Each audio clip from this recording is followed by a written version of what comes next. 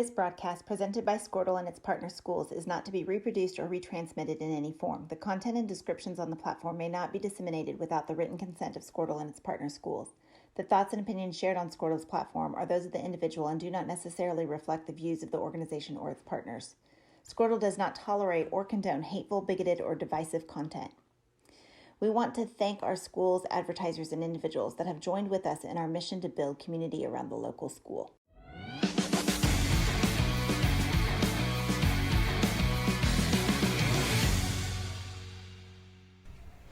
Good evening.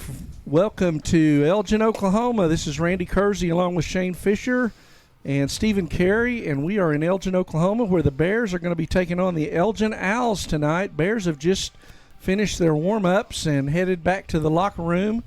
Elgin's still completing their pregame warm-ups. And Shane, good to have you back this week. Well, I'm glad to be back. It's last week, great win, sounds like. Yes. It's really good, a 10-point victory over the Demons. So anytime the Bears can win is always a good thing, but I'm glad to be back with you guys. Well, and you did your job by going down to Texas and coming back with a win there. That's right. So it was worth it. Whatever the juju was, we need to bring it here tonight, man, because right. that was an outstanding game on Saturday. But no, glad to be back. I'm really excited for tonight.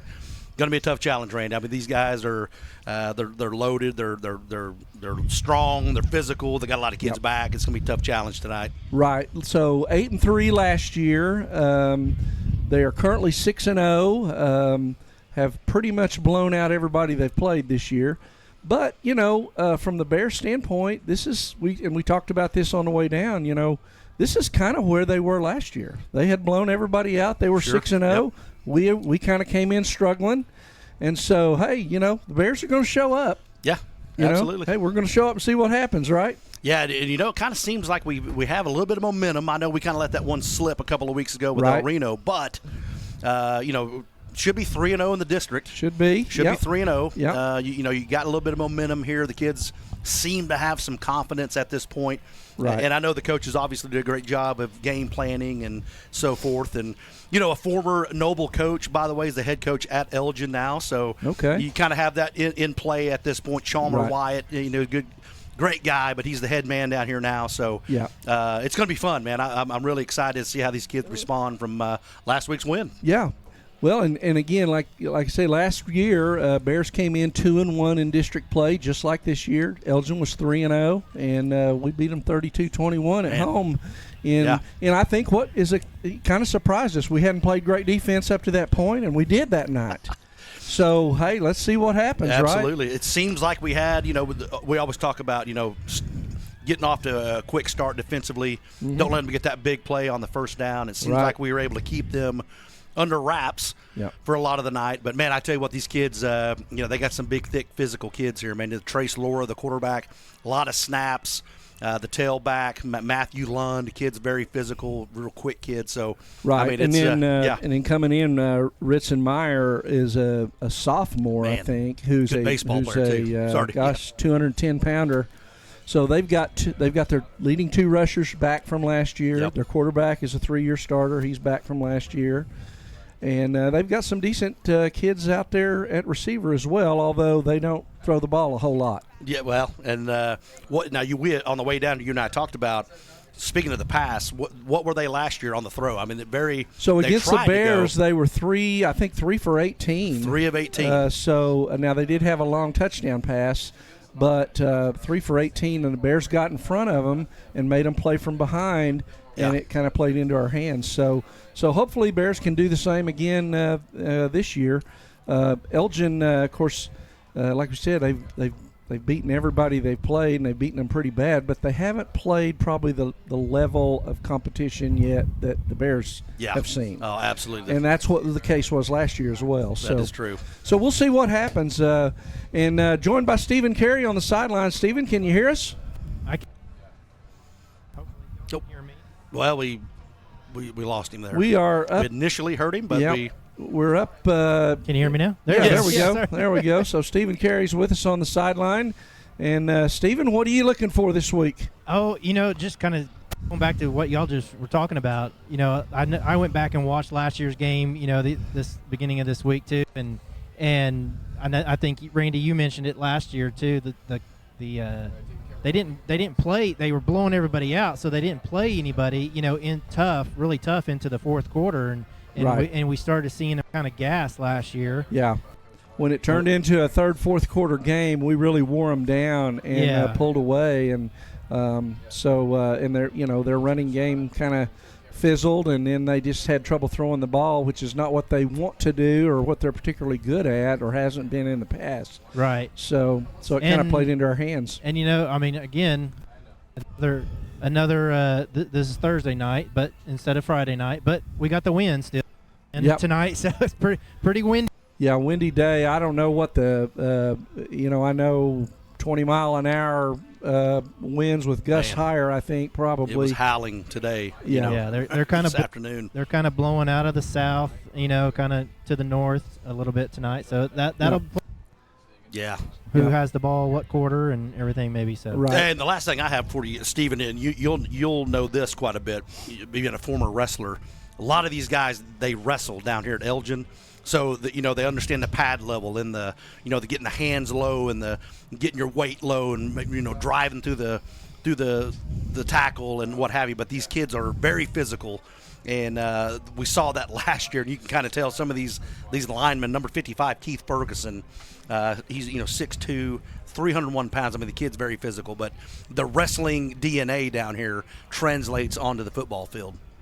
Yeah, I mean, like you said, former wrestler as myself. I mean, that leverage, knowing that leverage, I mean, is big down on that offensive line and defensive line. I feel like, having that. So, and tackling, I guess too. I may mention, going down for a single leg or a double leg. we're gonna have to do that on these two big running backs. I think they have tonight is tackle low, and hit them low. Exactly. Them up, That's right. Well, one thing the Bears did a good job of last week was gang tackling, and their runner Couts had his yards, but he only really broke one long run away, and the Bears did a good job swarming and getting him on the ground, and it's going to take that again tonight. Yes, absolutely. Well, let's take a quick break here, and we'll be back. We're going to talk to Frank Solomon, our superintendent, who was also down in Dallas, making sure everything went the way it was supposed to last week. And so we'll congratulate him on that Sooner win as well, Shane. Let's go. So, hey, let's take a break. This is Randy Kersey with Shane Fisher, Stephen Carey from Elgin, Oklahoma this evening, where the Bears are going to be taking on the Elgin Owls. We'll be back after this.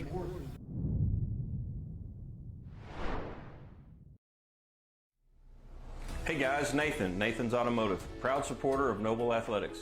We work on all makes and models specializing in diesel engine repairs. I'm so proud to show our support for the Noble Public Schools through our unique Auto Repairs for Bears program.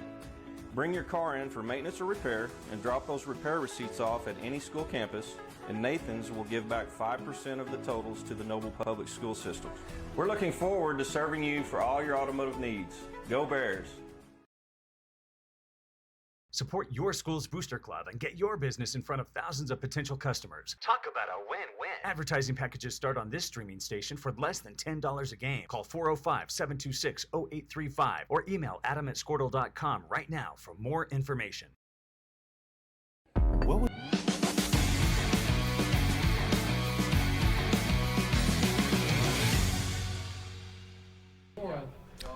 Welcome back to Elgin, Oklahoma. This is Randy Kersey with Shane Fisher, Stephen Carey, and the Bears getting ready to take on the Elgin Owls. Elgin 6-0, Bears 2-4 coming in, but Bears 2-1 in district play. Elgin 3-0, and got a big showdown tonight. But before we get started, we've got Mr. Frank Solomon, superintendent of Noble Schools, with us on the sideline. Frank was down in Texas taking care of business last weekend, and so glad to have you back, Frank. I think pretty good job on my assignment last week. So that's right. I felt like I suited up after watching that game. By the way, I was soaking. Played the whole game with them, so I understand completely. Yeah, I tell you what, I was exhausted after 8 minutes of that game. I felt like I'd already watched a doubleheader. When you on the second play of the game, it sets the tone that you're not sit down for the rest of the afternoon. Right. So And 4.5 hours later, you get a break. Yeah. Well, and then you get a punt blocked, and then oh no, here we go. Yeah. Yeah. So. Anyway, well, hey, Bears got a challenge ahead of them tonight. We do. Elgin in a classic game at our place last year, they came in as one of the district favorites, and we beat them.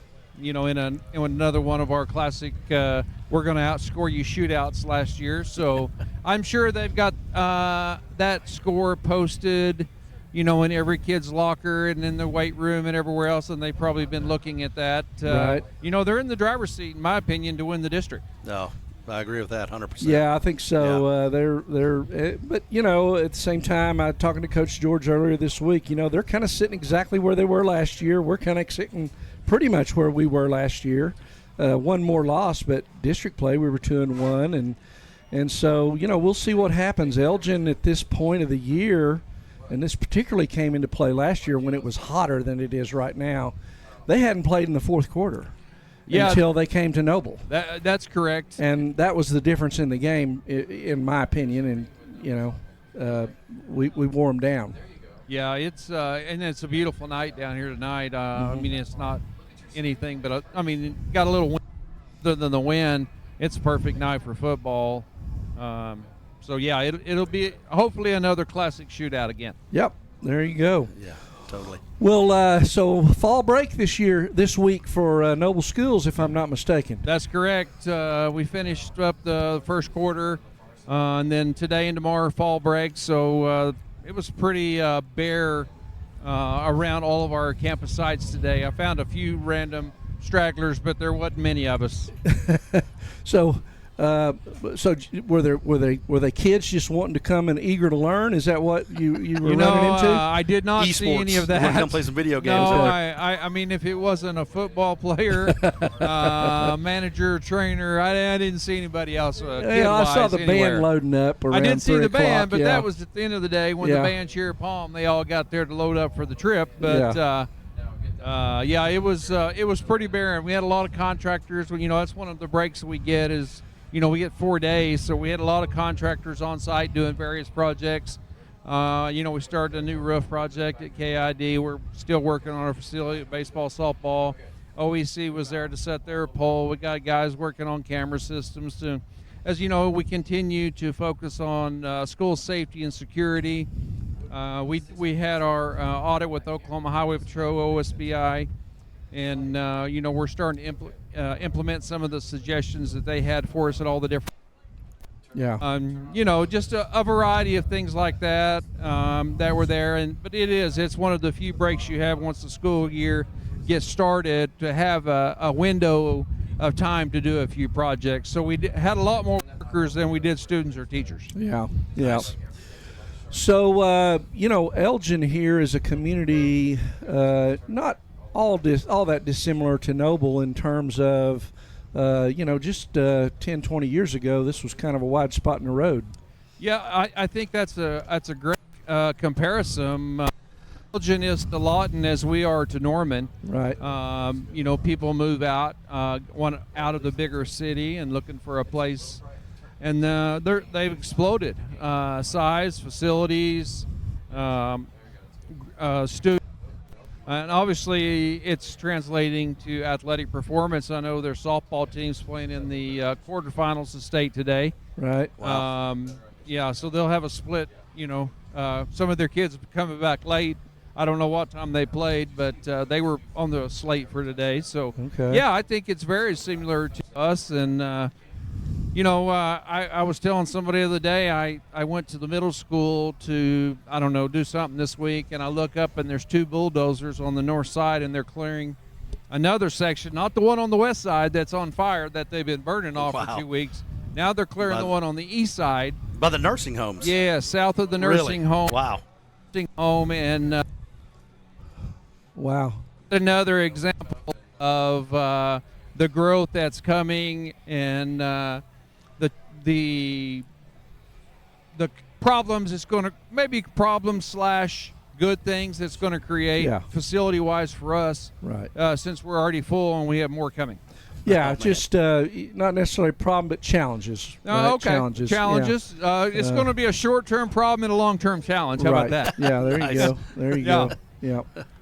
Yeah. That's Well, said. that's kind of that's kind of the way things seem to go. And I remember when I was a kid, Noble and Moore and Edmond were all in the same conference, and we were like Wow. Class B, in the mid '60s when my mama used to drag me to all the basketball games. Sure. Because she Sure. was a That's cheerleader amazing. sponsor, Yep. right? Yep. That's right. And so so that's been kind of an ongoing thing, particularly around metro areas. And Absolutely. Probably not Absolutely. going to change. No, it's not. And, you can either worry about it or you can face it head on and do what you got to do to get bigger and better. Right. Right. Yeah, So there you go. What is the enrollment of Elgin, by the way? Are they smaller than us? Yes, but not significantly. We finished the first quarter with 3,071 students, and they're probably 2,800 plus. Wow, okay. So they're growing on us. yeah. Okay, won't be Yeah. long. Oh no, no. Yeah. Won't be long. But I mean, we may keep going too. With, like I said, with the number of housing starts that are planned and anticipated, our numbers are going to keep growing up too. Yep. Yeah, Absolutely. Yep.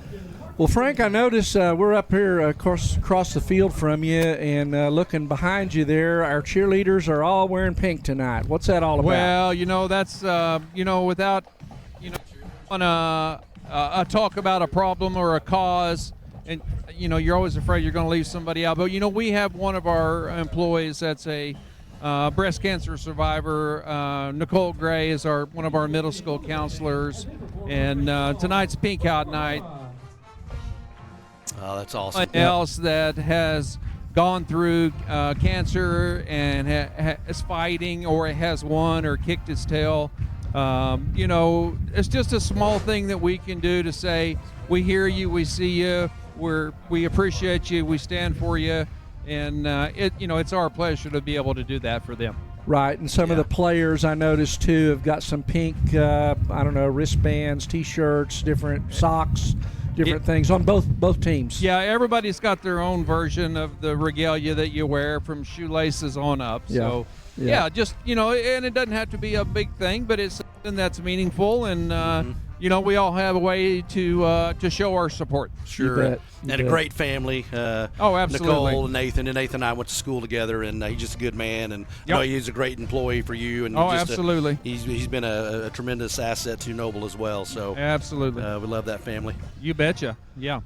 So, Well, Frank, Bears going up against a former Bear tonight on the other sideline.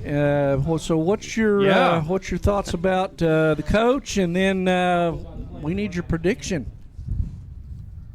Are we doing national anthem? Oh, well, let's break for the I feel national like we anthem are. here. Yeah. Cutting to camera 1 so you can get the flag. Thank you. There's a moment of silence first.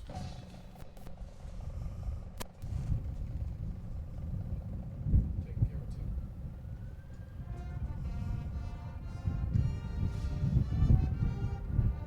Taking camera 1.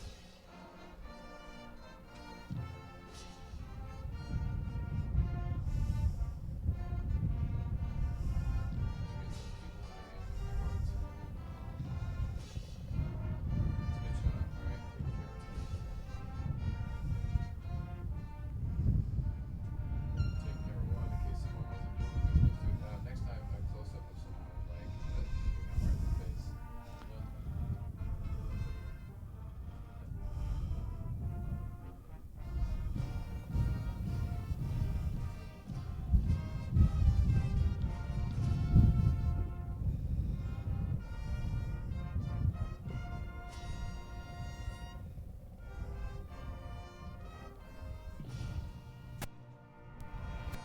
All right, I'm back. Okay.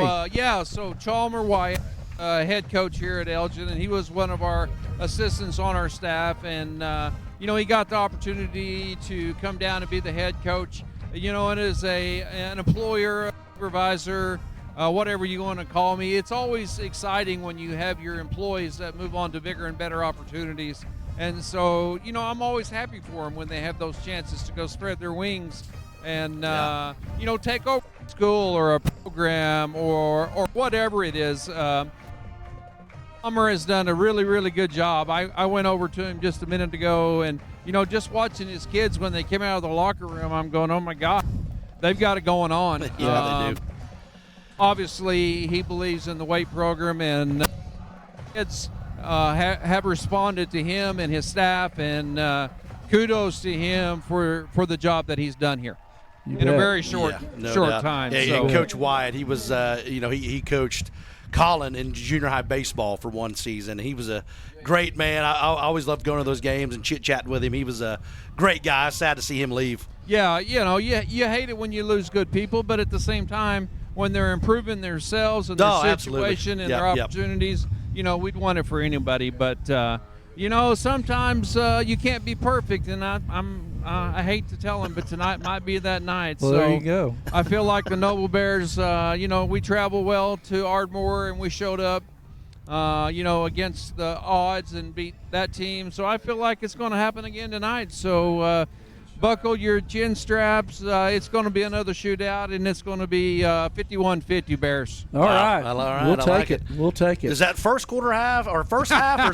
full game? Well, I'm hoping in 4 quarters, but, it has happened before when my score was spot on for the first half instead. So, thanks for having me as always, and go Bears. All right. Yes, sir. Thank you, Frank. Frank Solomon. So let's take a real quick break, and we'll come back for our keys of the game. We got about 5-6 minutes till kickoff, so we'll be back here in Elgin, Oklahoma. What would you do if you only had one life to live? Well, that's kind of how this whole thing works.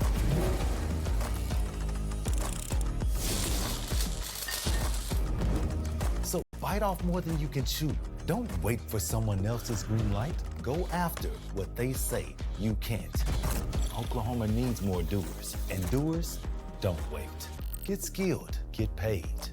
Oklahoma Career Tech.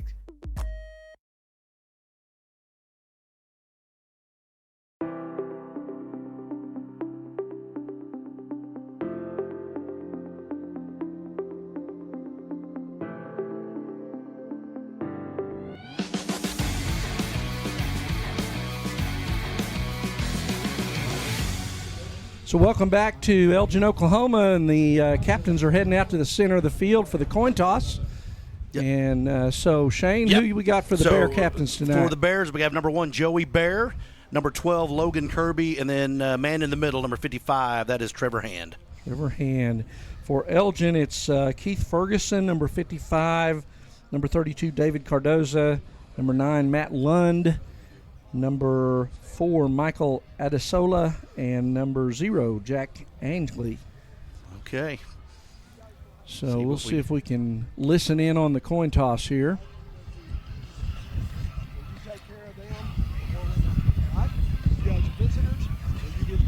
Wind really whipping around down there, guys. I was just looking at the flag. It doesn't seem like it's too bad, but you can definitely hear it blowing through the mic down there. Yeah.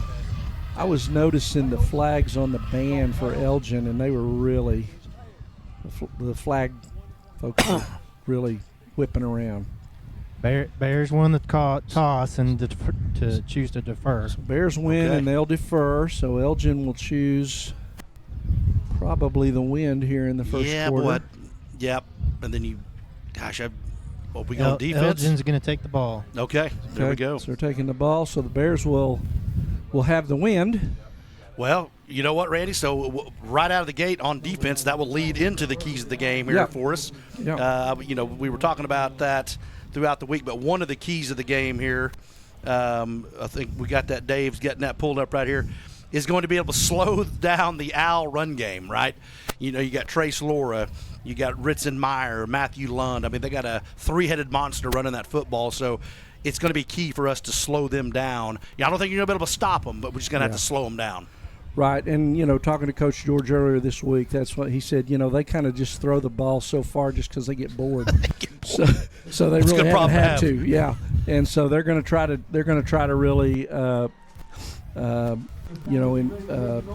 man. And, of course, with that offensive line impose their will. Yeah, impose their will with that big line and those running backs for sure. So if we can slow them down, that'll be huge. And I think the second thing here, is maybe still a possession or two, maybe create a fumble, get a pick, limit their possessions, keep the ball out of their hands, and I think that'll give us a better opportunity to win this thing. Absolutely. It's the way the Bears play. I mean, we score a lot of points. We give up a fairly lot amount of points, and it really does come down to possessions. It's almost like innings in baseball. Okay, it's our turn to score. It's your turn to score. It's our turn to score. Yeah. And so if we can take one of those away from them, that'd be great. Or more, then that's a big deal. Well, maybe we can protect our own. Protect our own. Yeah. Good point. Yeah.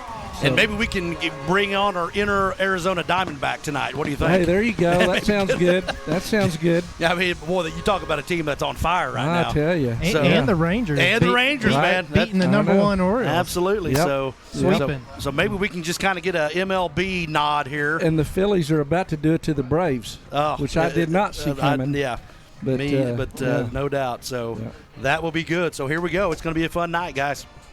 So we're about a minute and a half for kickoff here in Elgin, Oklahoma. The Bears will be kicking with the wind. Okay. From south to north. And now, up, of course, it wasn't that last week's game, but up to that point, the first 4 or 5 games that I saw, the kicking game was really good placement of the kicks. Extra points have been solid. I guess that continued last week as well. Yeah, Austin Bond's done a great job with that deep onside, and we've stole some possessions off of that this year. Yes, for sure. And so again, get the ball high. It keeps it away from their, keeps them from getting the ball kind of in the open field. Force them to do a fair catch. And that's kind of been the Bears' strategy on the kickoffs. And you see that with a lot of teams in high school because you don't have a lot of guys kicking it through the end zone. Yeah, that's right. Yep. And, they're going to have a formidable back, these guys back here deep, man. These Matthew Lund, Ritzenmeyer, and then number 2 up top, that's Brody Morrison. I mean, those – so I don't know what you do here. I'm sure they've watched film and have a game plan on how they want to kick this thing, but yeah, Austin Bond's going to have to be pretty precise here on this kick. So it looks like he's lining up to kick it to that far sideline from our cameras, Shane. Okay. To number 12 over there is Gabe Rush. And, 35. Yeah, here we go. Austin Bond set to kick it away, and just like you called, Randy, so we got a fair catch right out of the gate. Right about the 33, so kicking out of bounds, it's 35, so two yards less. So that's not too bad right there. Yep. So here we go. The Bears coming out for the defensive side of the ball first out of the gate here. Elgin Owls will be setting up shop on the 33-yard line. Trace Laura, number 3, is the quarterback for the Owls. Big, thick kid. Ritzenmeyer, number 34, will be the lone setback. You're going to have twins down to the right and maybe a single band up top there, it looks like. Maybe not. Just got twins and then just kind of a stack formation there. So snap, and it's going to be a give to Ritzenmeyer over to the right side. And he's going to take that for a first down on the very first play of the game here, near midfield. Had a couple swarming Bears there to bring him down. Got that out about a 15-yard run there. So Bears didn't have the numbers. They got the numbers on us out here and did a good job sealing off that pursuit. Did Elgin there. Sure did. Now Lund is now behind Trace Laura, and it's going to be a give to Matt Lund. And he finds a hole there, and he gets tripped up there right across the 40. Logan Kirby brings him down on a shoestring tackle. So 2 plays, Randy, and they're already inside the 40 here. Right, and just kind of a stretch play there, and kind of influenced blocking a little bit, and got our guys a little out of position up front. Man, those guys up front do it. 2 nice holes already, first 2 plays of this first series here. So we have 1st and 10 from the 39-yard line. About a minute in. Trace Laura in the shotgun set. And it's going to be another give to Lund. And there we go. Better. So tries to go up the middle. Nothing is there. Looks like Eric Hensley Yeah. first on the stop there. Jordan Hensley in there, 75 as well, along with 40. Andrew Holmes. Okay, yeah. Andrew Holmes. So nice gang tackle there, fellas. That was. He's Andrew Holmes stayed home on this edge and waited right for him. And we kind of talked about that all year. He kind of sometimes will kind of take himself out of the play, just kind of chop the knees down there, slow it down.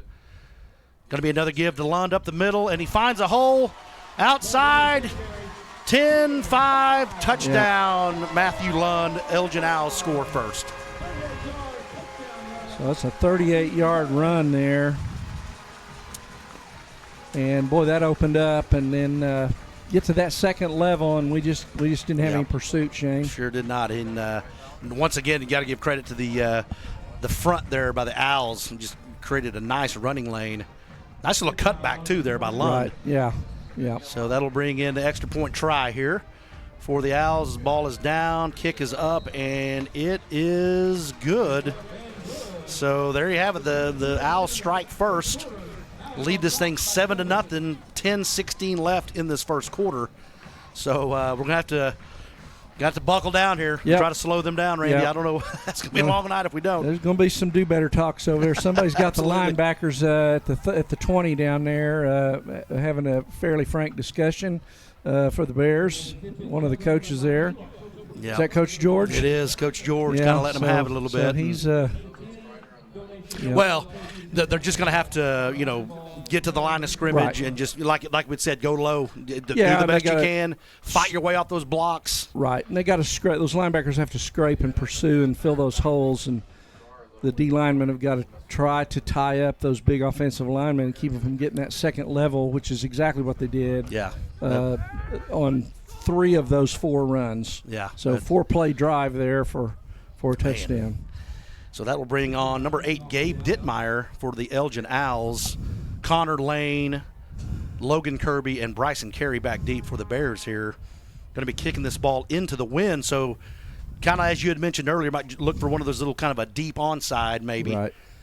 And, don't be scared to go get it. We've seen sometimes where the ball will just start sailing and we lock up and don't go get that thing. So I think we saw that last week on the opening kick. Yeah. It hit that wind and knocked it down, yeah. So kicking straight away, it's dying. And that, Yep. So that was Dawson Davis, number 9. Fair caught that at the 29. So at the 29, and so we will. So basically, just kind of a mirror kick there for what we had towards them. Same thing for us. Right. A little bit less. Be at the 29-yard line here for the Bears, starting out this first offensive possession. And we have 10-16 here. Joey Bear and Jordan Peterman back deep. 2 up top, 1 down low. There's going to be a swing out to Connor Lane was the intended target, but boy, almost picked off there, Randy, by number 4, Michael Adesola. Yeah, he kind of threw it a little bit behind him, and Adesola had a better shot at it than Lane there on that play. Sure did it. And I remember Michael Adesola from last year. He was guarded up with Brandon Harper and had a tough assignment, but he did really well. So we have a motion man, Logan Kirby coming in. It's going to be handoff to Jordan Peterman. Finds a little cutback lane to the left side, gets to about the 32-yard line, and that will set up a 3rd down and 7 here for the Bears. So 3rd and 7. Last week, Shane, Bears had 2 receivers over 100 yards, Carey and Kirby. Okay.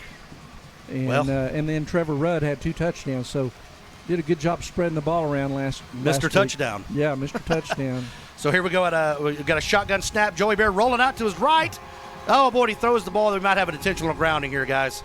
Yeah, I don't think it made it back to the line. Yeah, it didn't make it back. I don't see a flag yet, though. Yeah, so number 77, I think, blew that up over there, Shane, for Elgin. That's Shea Spencer, 222-pounder junior. Wow. And he really Joey was trying to roll that out, and the tackle on that side, we just couldn't handle him. He got too far upfield, and Joey had nowhere to go. Kind of collapsed there. So that'll bring in Brody Morrison back deep for the Owls here. Logan Kirby into punt. Punt is away, and it's a good-looking punt. And we fair catch it. Boy, he had plenty of room to run here. I don't know why he did that. Kind of a mistake there by Morrison. But regardless, the Bears will punt that thing away, a 3-and-out. the Owls will set up on their own 25-yard line. And here we go. We've got 9:16 left in this first quarter. Second possession for the Owls upcoming here. Yeah, Bears need to find a way to slow them down, get off the field here, Shane. It's a little bit of danger time here, as easy as they scored that first possession. Yes, totally. And then, there's some of those huge running lanes right there. So, and again, we knew that was going to be a problem with these physical kids up front.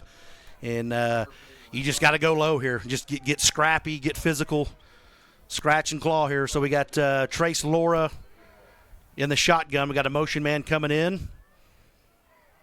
Ball is back. It's going to be handoff to number 9, Matthew Lund, over to the left side, and he's able to find a nice running lane. He picks up that first down, about a 15-yard carry, Randy, right out of the gate there. Yeah, Lund had 3-4 blockers out in front. Bears had 3 defenders. We just outnumbered and couldn't get our hands on him there. So the Owls have Tripp set down here. Lund set back with Laura. Looks like we have maybe an audible coming here, so we're going to have first down and 10 from the 40-yard line of Owl territory. Once again, a handoff to Lund, and he bounces it out to the left, and he picks up about 6 or 7. So a nice little carry there for Matthew Lund. Looks like Ritzenmeyer is going to give Lund a breather here. And, boy, the Ritzenmeyer kid, number 34, looks very similar to the kid from El Reno that we had some trouble with a couple of weeks ago. So here we go. Lund looks a little faster of the I two, believe so. maybe. And yes, I agree with that. Yeah. All right, so we got second down and 6, and it's going to be handoff to Ritzenmeyer. Bounces it to his right, finds an outside running lane, and he gets him some right there about the 40-yard line. And we got a flag coming in. Boy, I think we're going to have a personal foul face mask here, guys. So that was Rudd on the tackle. Okay. Did he? I didn't think he got the face mask, but he might have. So there's the – yep, so there it is. So the face mask there is going to tack on 15 yards there. Man, it's going to push him inside just outside of the red zone here. And here they go, Randy. They're just marching it right down the field, 8:55. Elgin already over 100 yards rushing, Shane. Yeah, we knew it was going to be a challenge tonight. So, man. Well, it's just you just give them credit. They're winning the battle up front. That's just the bottom line here. And just the physicality has been an issue here. So, got 2 motion men here. Adesola gets set. We got Trips up top. Lone setback is Ritzenmeyer. And there's a handoff. And there he goes to the right side, and he takes it to the house. So untouched, 25 yards out. So I don't know who had the backside gap out here, but there was no bear within. I mean, there was just nobody out here. Yep. Nobody out here to defend. So there you go. Ritzenmeyer takes it in from 25 out. And 8:40 left in this first quarter. The Elgin Owls getting ready to punch just a 14-0. Number 8, Gabe Dittmeyer in for the extra point. Ball is down, and the kick is up, and it looks like it's right through there. So 14-0, 8:40 left in this first quarter. Let's go ahead and take a quick timeout here, guys. Watching NobleBears.tv.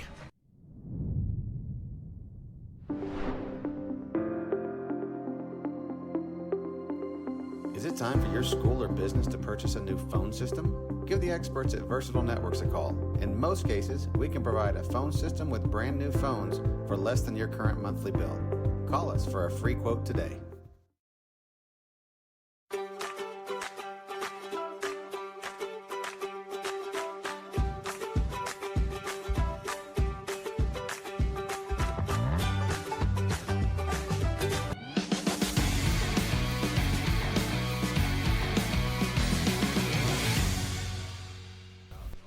Welcome back to Elgin, Oklahoma. The Bears have dug themselves a 14-0 hole here in this first quarter. It's 8:40 left. Still got plenty of time in this first quarter here. Randy and Steven, we got to do something here, guys, on this offensive possession. I mean, it's a must that we get a couple of first downs. Obviously, score would be great, but keep that defense kind of on the sidelines for a little bit. Right. Bears really need to answer here with a good drive and respond. Elgin already at 130 yards rushing as a team. So number 8, Dittmeyer's kick is away, and the ball is going to be kicked to Bryson Carey. Fields about the 25-yard line, and he's going to his right, cuts back up the middle, and he gets across the 30. It's about the 32, so nice return there for Bryson Carey. Bears will start their second offensive possession there about the 32-yard line. And, like you said, Randy, we got to obviously a score is what you're looking for, but we got to extend this drive, man, get some first downs, put a little pressure on this defense. So Joey Bear and Peterman in the backfield, and we got a pump fake. Joey Bear nowhere to throw, rolls to his right, and then he finds, oh my goodness, intended target was Logan Kirby. But boy, almost picked off there by number 2, Brody Morrison. Got a flag at the 29 as well. Okay. It's going to be holding. Area of holding, yeah. Yep. Probably going to be a hold there. Boy, that's going to be a first down at 20, guys. And we're going the wrong direction here. Yep. Joey did a nice job of getting out of trouble there, rolling to his right. He kind of threw it into traffic, though. He probably could have kept that and got 5 or 6 yards, I think. Mm-hmm. But, of course, the hold made it moot anyway. But yeah. So here we go. So first down and 20. 8:24 left in this first quarter. You're going to have Twins down low, Twins up top. Joey Bear lone setback in the shotgun. Ritzenmeyer looking for a blitz. Here comes a snap. Looks like going to be a quarterback keep. And they tackle him at his feet for no gain. Yeah, 44 there, got through there from the linebacker spot and got off his block, and I think that was 34 actually. That was the Ritzenmeyer kid. Yeah. Okay, so second down and 20. Peterman back in there. We've got trips down low, one up top. Snap is back. Nice little pocket, and we're going to try to go deep here. We got a ball down to overthrew him a little bit.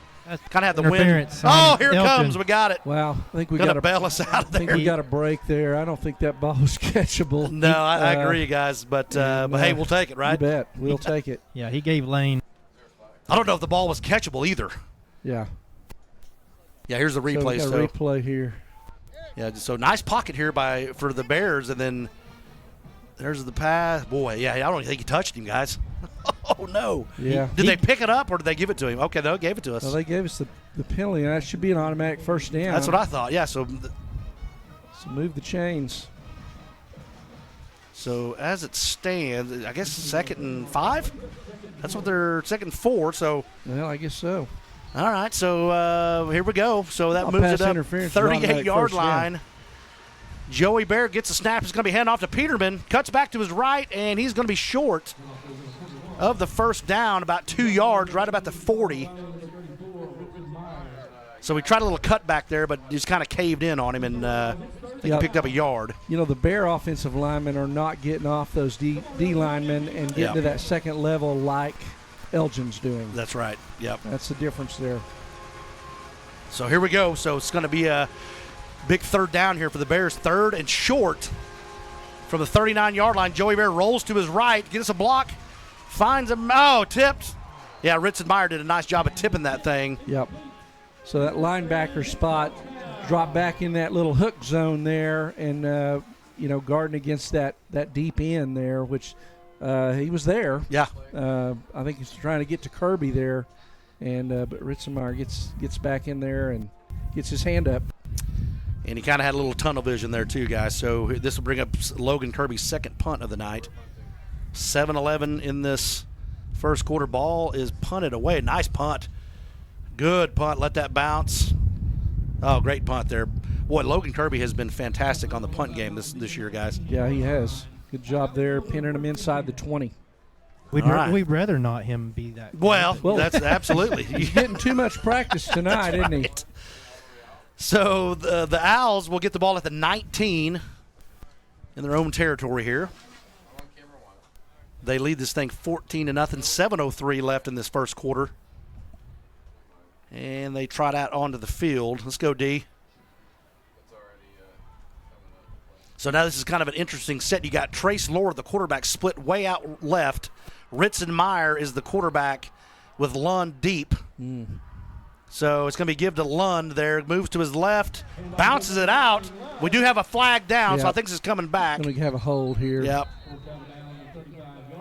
All right, so just kind of Coach Wyatt for the Owls are really trying to mix this thing up a little bit, guys. So there's the hold. That'll be the back 10, so that's a big penalty there. Yep. Will aid the Bears.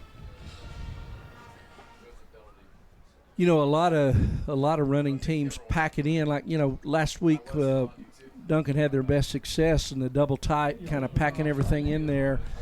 Elgin does it different. They spread it out and they spread, you know, wide splits. They spread your linebackers out. You got to get out there and recover receivers, and that just creates a lot of natural running lanes for them. So we're going to go with that same set, and it's the other way this time. Nice job there. Okay, so he moved to his right. And nice tackle there, number 24, Eric Hensley. Yeah, Hensley got a hold of his foot there and tripped him up. So nice play for a short gain on first down. Sets up a second down and long here for the Owls, 2nd and 14 to be exact.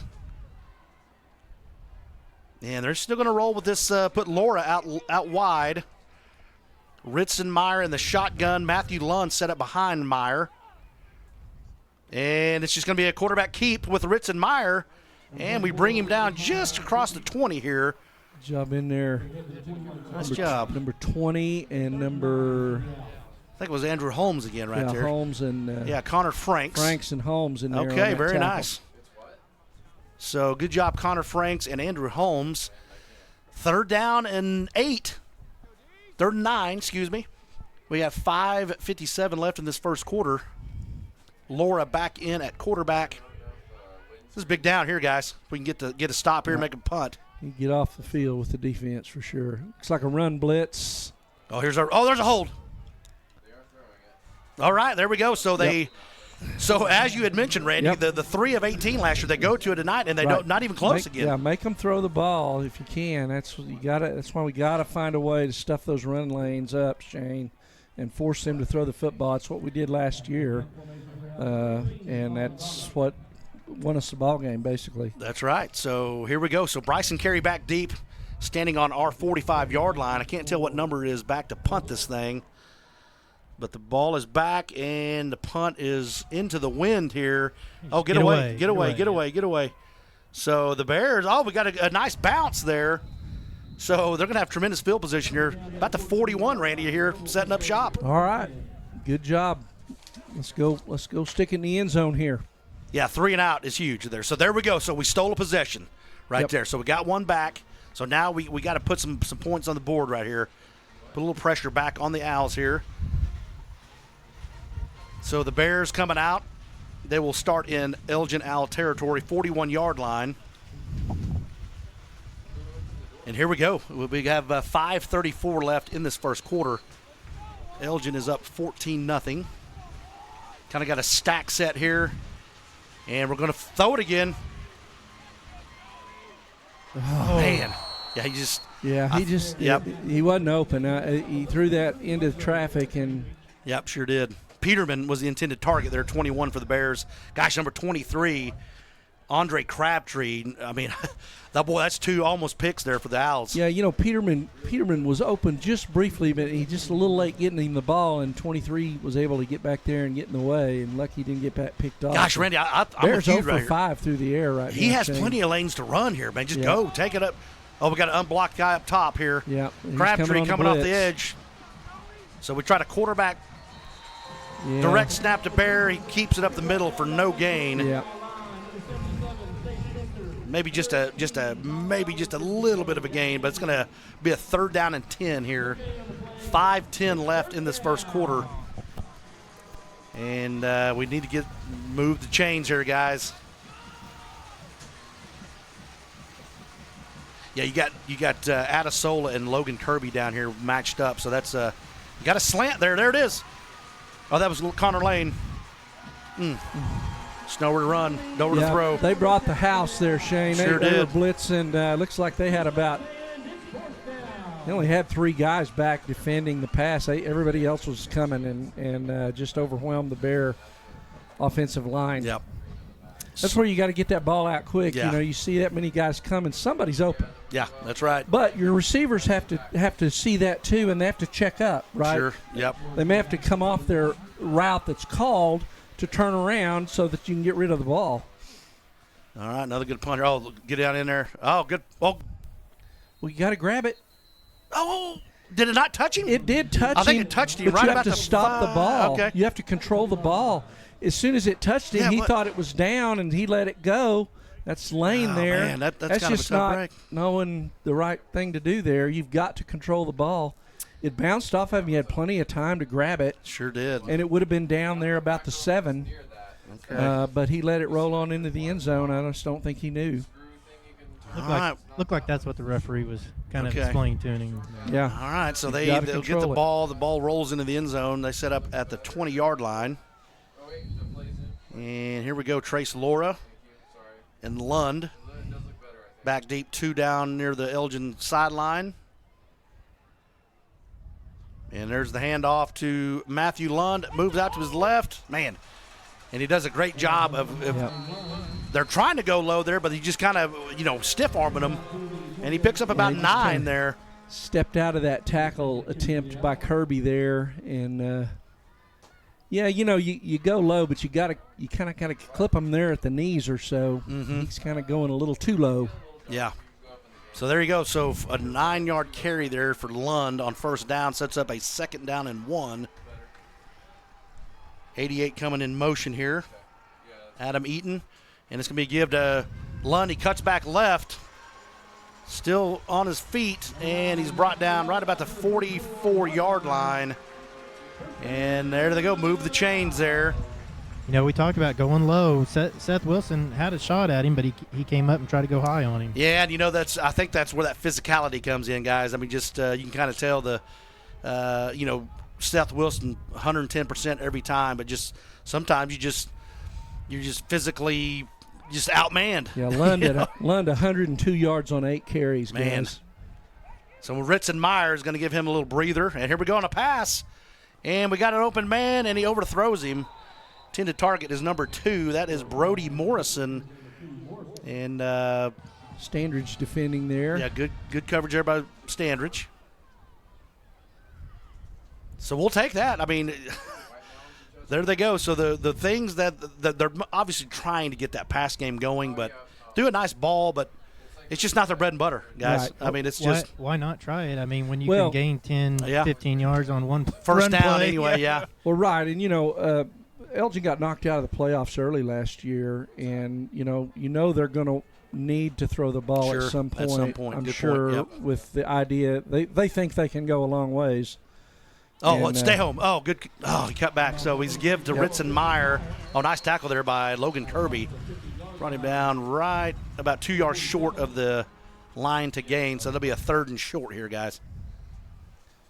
Yeah, good point, Randy. I mean, at some point, you're going to run into a playoff team. They're going to be a lot physical, just as they are. They'll be able to stop that run. Yep. And just like, hey, kicking field goals when you don't really have to, but you got to do it to work on it so you can do it when you have to. Mm-hmm. Right? That's right. So 2:29 in this first quarter. 3rd down and 2. They are in Bear territory. It's going to be a keeper for Trace Laura. And he bounces off the first tackle, bounces off the second tackle, finds his way over to the left side near the Bear sideline. He picks up a nice gain past the 30. Yeah, real physical running quarterback there. Yeah, he's a big kid, 6 foot, 194. I mean, that's a good-sized quarterback.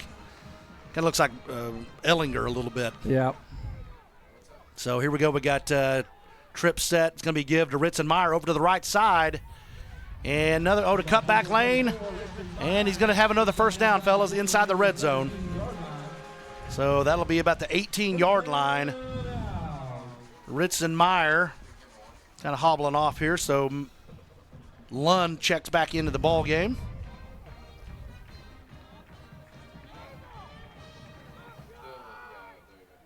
Trace Laura getting another play from the OC here. Hold him to a field goal if we can, guys. Yep. And it's going to be give to Lund, and he's going to another running lane. Boy, he's going to They got a pancake out there on the 77. Yep, sure did. So not much to it, guys. So just hand off to Lund, finds a lane on the left side and takes it to the house. So 18-yard dash to the end zone, and that makes the score 20-0 with the extra point coming. 1:37 left in this first quarter. Number 8, Gabe Dittmeyer in for the extra point, and it is up and it is through. So 21-0 here in this first quarter. 1:37 left. Let's go ahead and take a quick timeout here. Thank you for watching NobleBears.tv.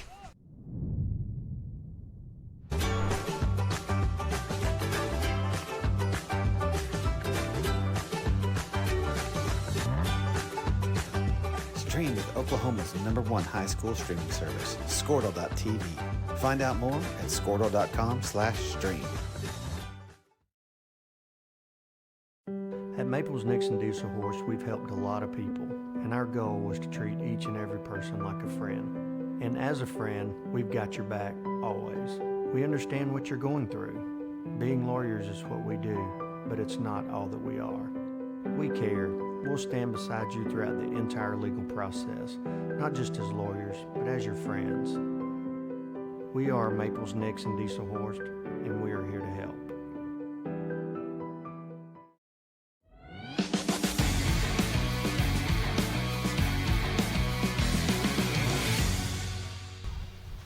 Welcome back to Owl Stadium, I think it's called, Elgin, Oklahoma.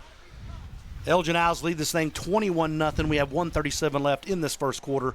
Logan Kirby is back deep for this third kickoff by the Elgin Owls. Gabe Dittmeyer in for the kicking duties here, guys. So once again, maybe we can get something going here offensively to keep that defense on the sideline, guys. I don't know. We gotta move the chains a little bit. So the kick is away, and we're going to go straight at Logan Kirby. Oh, no, it's going to Bryson Carey. Fields it about the 22, and he gets it up to about the 26 or 7. And they bring him down there, wrestle him down. So there we go. So, Shane, we talked about, the wind playing a factor tonight, and Bears had the wind in the first quarter here, 0 for 5 through the air, though, Man. and a minute 29. So first quarter almost gone. Bears yet to complete a pass. Well, and unfortunately, that's not a recipe for success. That is not, and I'm afraid we're going to have to continue to keep throwing the pass. Yeah. Because the running lanes have not been there just yet. So we have Logan Kirby coming in motion. We're going to try it again to Jordan Peterman, and there's nowhere to go. We do have a flag down, and probably in the area of holding, fellas. Yeah. It's kind of thrown at this backside, though, and, it's on us. I didn't catch the – Yeah, I think you're right. We kind of down here closest to the so it was really kind of away from the run. Mm-hmm. So there we go. So a 10-yard penalty. That will set up a first down and 20 here. And now, fellas, the one thing, obviously we're way up top and we're seeing something here, but you got this one-on-one here with Lane against Adesola. That might be, of course, number 23 is kind of backing off now, so, he's double teaming him. Yeah, so they're going to try a screen, and it's picked. Hit in the air, and he's in. Wow, that's a great athletic move there. Yeah. So we tried a screen. Bear didn't get it up high enough, and big number 77, Shea Spencer, knocks it down, fields it, does a nice spin move, and he breaks the goal line for the score. So man, that was a quick score there, fellas. So 27-0, 1:12 left in this first quarter. Dittmeyer back in for the extra point. So, wow, that was kind of a backbreaker there, fellas. That it's just kind of a slow developing screen there. And it's up and in. So 28-0, guys. And the route is on. So, man, what a great play that was by Shea Spencer, number 77. Junior. That's a pretty athletic move there for a big boy. Yeah, that is. Well, the screen pass, a screen, you kind of let the rushers through, but you have to slow them down, and we didn't slow them down. Nope. They were on Joey like lickety-split, and you got to knock them off their path before you let them go a little bit. So, Bears just nothing working tonight Yeah. offensively, which surprises me because we've gotten better every week offensively, but just getting maybe overwhelmed this week. Yeah, a little bit overwhelmed, and maybe just a special team spark would be huge right here. So you got to think they're going to kick it in the Bryson Carey area once again, about the 20-yard line, 25-yard line, excuse me. So Dittmeyer back in for the kick here for the Owls. And these games are tough, fellas. I mean, you're just kind of nothing is working, and you gotta just keep clawing your clawing your way in, man. I know just trying to run your offense. Yep. Get off blocks and make tackles. But we're going to be at the rate of this. We're going to be playing their ninth graders here in about 20 minutes. Mm-hmm. So Gabe Dittmeyer in, getting ready to send this thing away, and there it is. Bryson Carey once again fields about the 23-yard line. Oh, he finds a running lane. Here we go. Bryson Carey past midfield, and he cuts it back, still on his feet, brings it across the 35-yard line. So there's our spark we need, Randy. Randy. Let's take it on in here. Great job.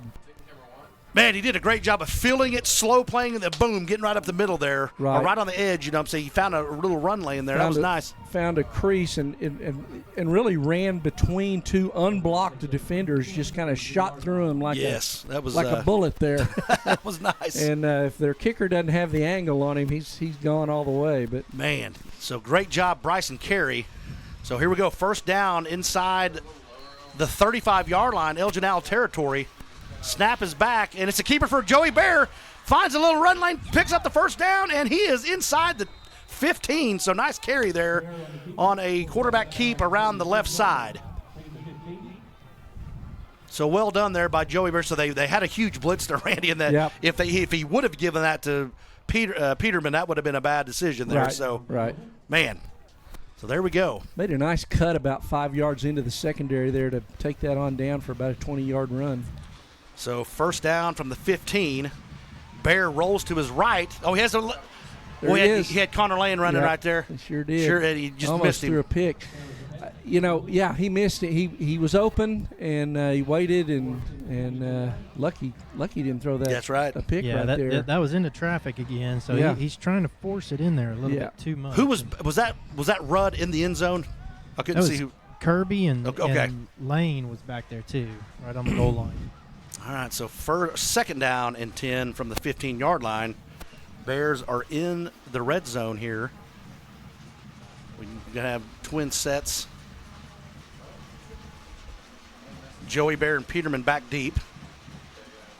Boy, they're just blitzing. They're blitzing on every down. There we go. Oh, I don't think he caught it. Man. Didn't hang on. So good ball, good catch, but the guy just made a nice play there on Bryson's arm. So, but Randy, just as you had mentioned, he got the ball out quick there. Yeah. They're blitzing almost every play, and so, you get the ball out quick, you got to, they always taught us, hey, wherever the blitz is coming from, that means there's a guy not back there in that area. Sure, yeah. So your receiver and your quarterback have to focus in and find that little soft spot and just throw it right over the top of the blitz, and that's how you beat a blitz. So third down and 10, and we're going to have a fade route to just overthrew him. Yep, that wind kind of took it and didn't really give him a chance there. So that's going to be a misfire there by Joey Bear. It's fourth almost down. It's almost like throwing off our timing of our receiver routes too, because he's having to get rid of it so quick, and we're going to have to, like you said, make an adjustment on that. Our so receivers. we're running our routes a little too deep. We need to shorten up our routes, especially when they're blitzing like that, guys. So fourth down, we're going to go for this thing, and 38 seconds left, still in the first quarter. Bears down 28-0, looking to move the chains or get in the end zone. And we're going to try another screen, and it's over there. Oh! And somebody got real physical with Bryson, 58. Big lineman, hit him. Big lineman, and got him off his path. That was there if Bryson can get to the spot, but. Yep, so turnover on downs. We had a nice drive going, and then. Gosh, Shane, Stephen, Bears 0 for 10 through the air with one interception. And first quarter is about over. Where now we're going to be going into the win. So 35 seconds left in this first quarter. Owls up 28-zip. Laura back out. Lund in the back, so it's going to be a handoff to Lund. There we go. Nice there, baby. There you go. Hensley, yeah. So Eric Hensley. So it tried going to his left, but it was not there. Eric Hensley, number 24, brings him down. And I bet that will probably be the end of the first quarter, fellas. Yeah, they may run a play here, it looks like.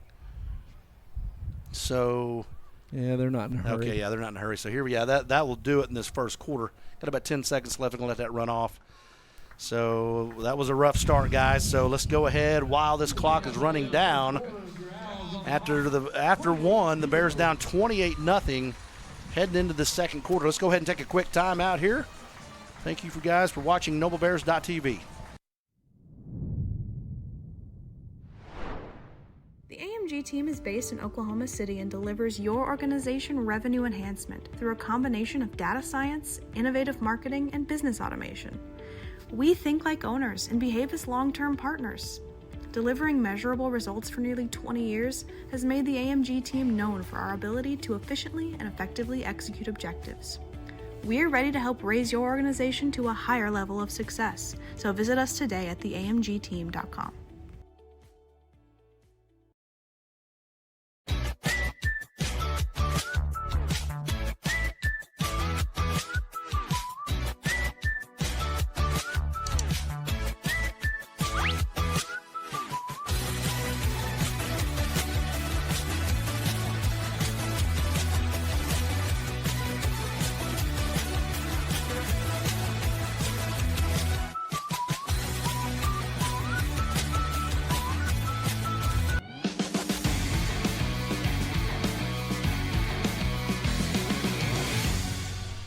So welcome back to Elgin, Oklahoma. This is Randy Kersey, NobleBears.tv with Shane Fisher and Stephen Carey.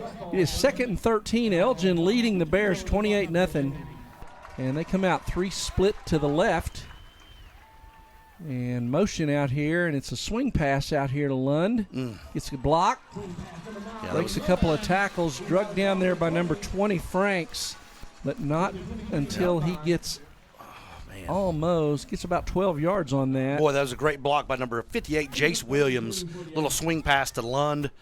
Cuts his way back upfield, and Jace Williams is there to kind of clean up the one guy we had pursuing and allowed him to kind of bust free there. But that was a nice gain there on that second down play. 2 split to the right. It's going to be 3rd down and 2. Hand off to Lund. He gets through that front line. Good stiff arm there.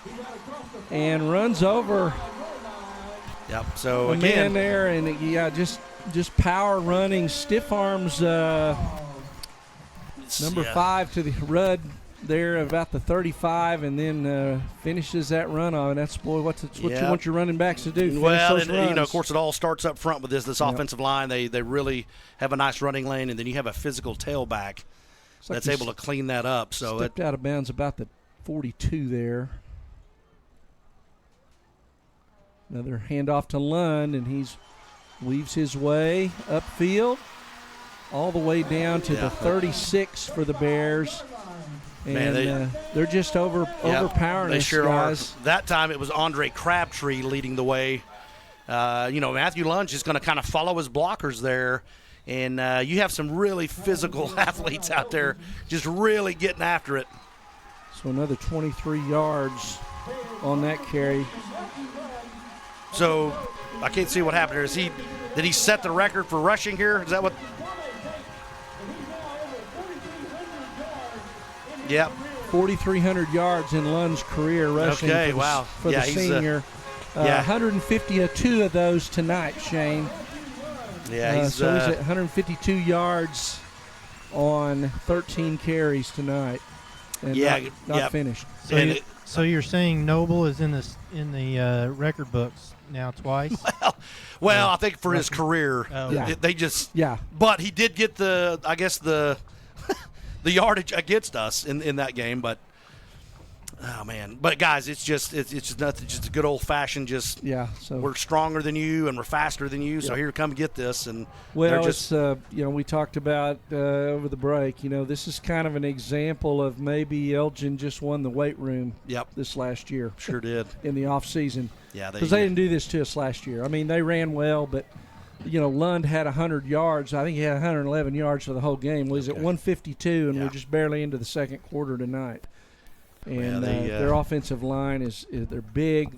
They move well, and they just get out in front and overwhelm you. And our guys just can't get off the blocks. So handoff here to number 34, Ritzenmeyer. Just tries up the middle and nothing there. He kind of slow played that just a little bit. Yeah, he was leaning forward though before the snap. He tried spinning out of that and it got thrown down to the turf. So 2nd and 8, 10:57 to play here in the second quarter. Elgin on the move inside the Bear 35 at the 33. 2nd down 8. Got 2 split right. Laura takes the snap. He throws a flat pattern out there, overthrown, intended for number 18, the tight end. Yep.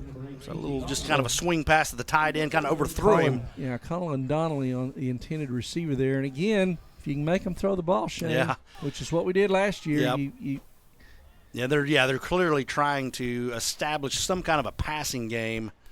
And as you had mentioned earlier, when it comes to playoffs, they're going to have some other game plan other than just running it up the middle and outside. So they're trying to get that pass game, but it's just not working just yet. So 3rd and 8. Meyer behind and going deep to number 84. There you go. It's caught. As soon as I say it doesn't work.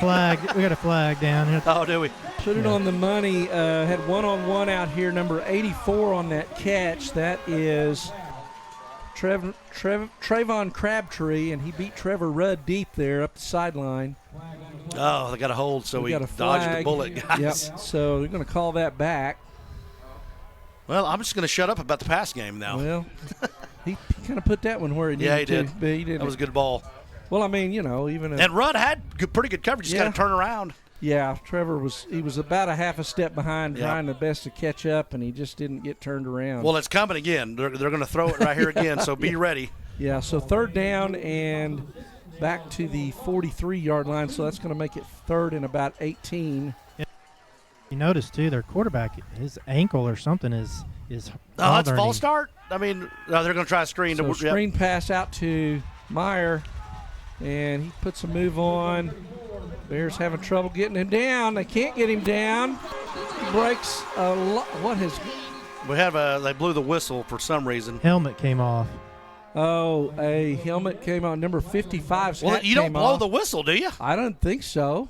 That's wow, that's interesting. Because that's especially he's not even in the play. He's not even down yet. Behind the play. Cost him a touchdown.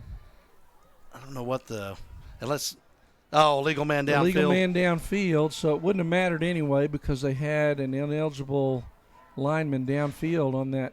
But that's discouraging. We had, I think, about every Bear on the team touched Meyer over there, and nobody could get him down. Man. So that's going to be a 5-yard mark off back to the 44-yard line of the Bears. And we'll repeat 3rd down. Yeah, boy, I bet to hear of the 2 penalties there on the passing game. I mean, it might just be a toss sweep here to Lund coming out to 19. Their quarterback is really bothered by this ankle. He's not going to pocket. Well, you notice in pregame, I noticed I had another kid throwing some passes out there and running the first team O, so he may have been dealing with a bad ankle, like you said. Trips to the right, swings it out here to Lund. Hensley in pursuit, Carey in pursuit. He gets the corner, and can they get him down? No. Wow. So Lund just he outran and overpowered every Bear he came in contact or got in the area. So just, Trace Laura set up back, and then Lund comes towards the sidelines. Yep. Swinging out to him, and there he goes. So 44-yard touchdown pass. Nice play there for the Owls. So, man, this is... So extra point is up and good. by Dittmeyer, and it is now 35-0 Bears, 9:52 to play here in the second quarter in Elgin. Man. We'll take a quick break. This is NobleBears.tv. We'll be right back.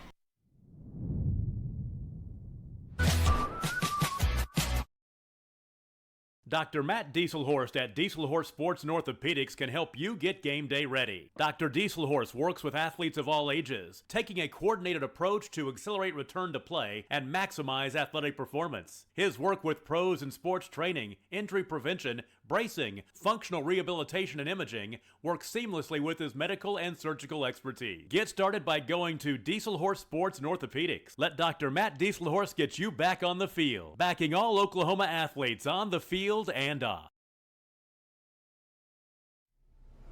Hey guys, Nathan's Automotive, proud supporter of Noble Athletics. We work on all makes and models specializing in diesel engine repairs. I'm so proud.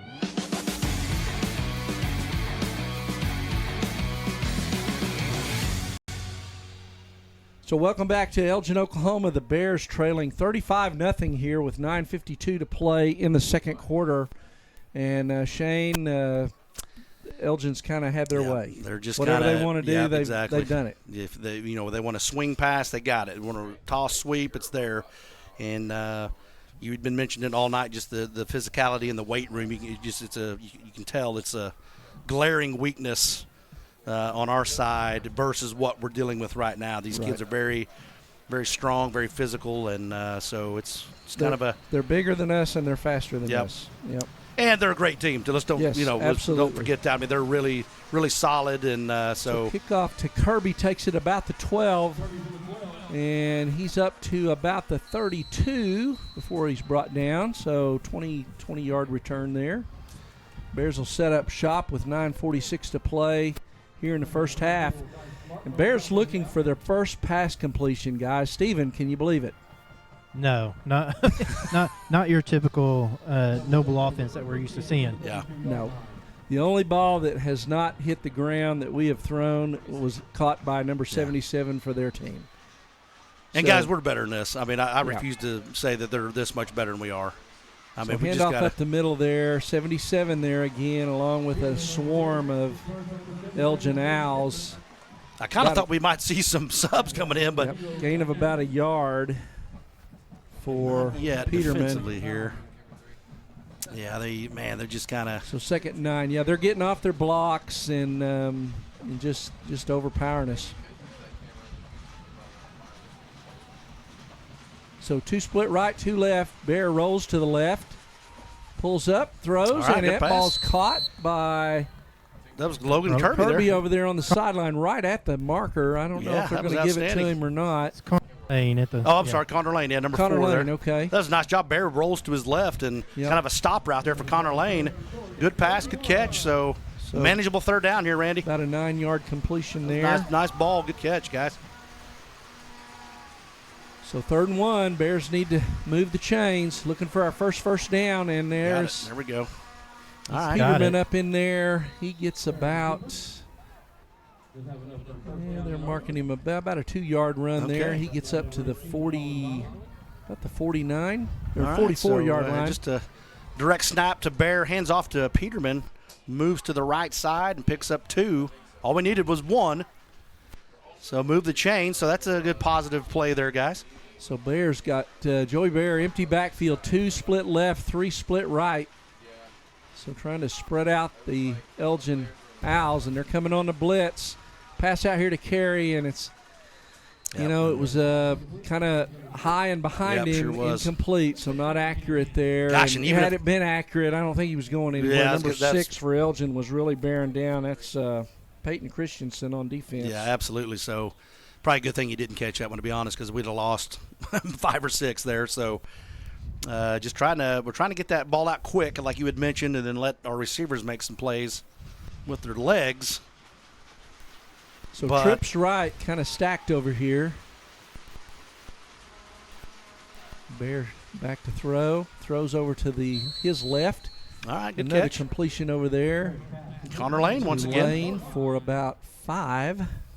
So good protection there that time. Offensive line, nice little, gave him a little bit of time to throw. Got the ball out quick. Got a 5-yard gain. So, I mean, positive plays. I know it hadn't gone right most of the night, but hey, you just keep trying to build off this series right here, guys. Yep. So 3rd and 5 here, 7:55 to play in the second quarter. And quarterback draw, Bear. That closed off up the middle almost immediately, breaks it to the outside, gets a yard out to the 50, but way short of a first down. Yeah, so it's going to be 4th down at the 50-yard line. Looks like we're going to go for this. 4th and 4. Yeah, like you said, Randy, we tried Bear. Here comes the punt team now. So, so just try to find a lane there on the right side of the line. Just wasn't there. Yeah, it looked like he was trying to go up, and they just there was nothing but black jerseys in front of him. He tried to break it out, got a yard out of it. But so Kirby on to punt again from the 50 into the wind this time. So high snap. Almost had a fair catch that snap, Shane. Yeah, he sure did. And he kicks it kind of off the side of his foot. Not bad, not bad. And going to have him out at about the 35-yard line. So not what we would have hoped for there, but he did get it away. And so Elgin's going to take over to 35. First down, 7:01 to play here in the second quarter. Elgin up big. All right, well. So here we go. Yeah, it looks like Laura's going to just head back out there. As Steven's been mentioning, he's kind of been hobbling a little bit. Yeah. You don't have to move much and do much just to hand the ball off. No. All right. I think we're going to see a heavy dose. Oh, no, here we go. So they're going to throw again, throwing out of the backfield to Ritzenmeyer, and he throws it out of bounds. So good coverage there by Hensley. Hensley was right with him. Yeah, so we tried a little wheel route there for Ritzenmeyer. Out of the backfield. Out of the backfield, but just was overthrown. That wind, he's throwing, has the wind behind his back. As we had mentioned, I think it was last year, we were at Ardmore and the wind was blowing.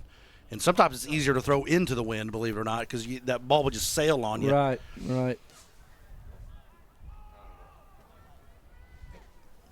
So, 2 split right.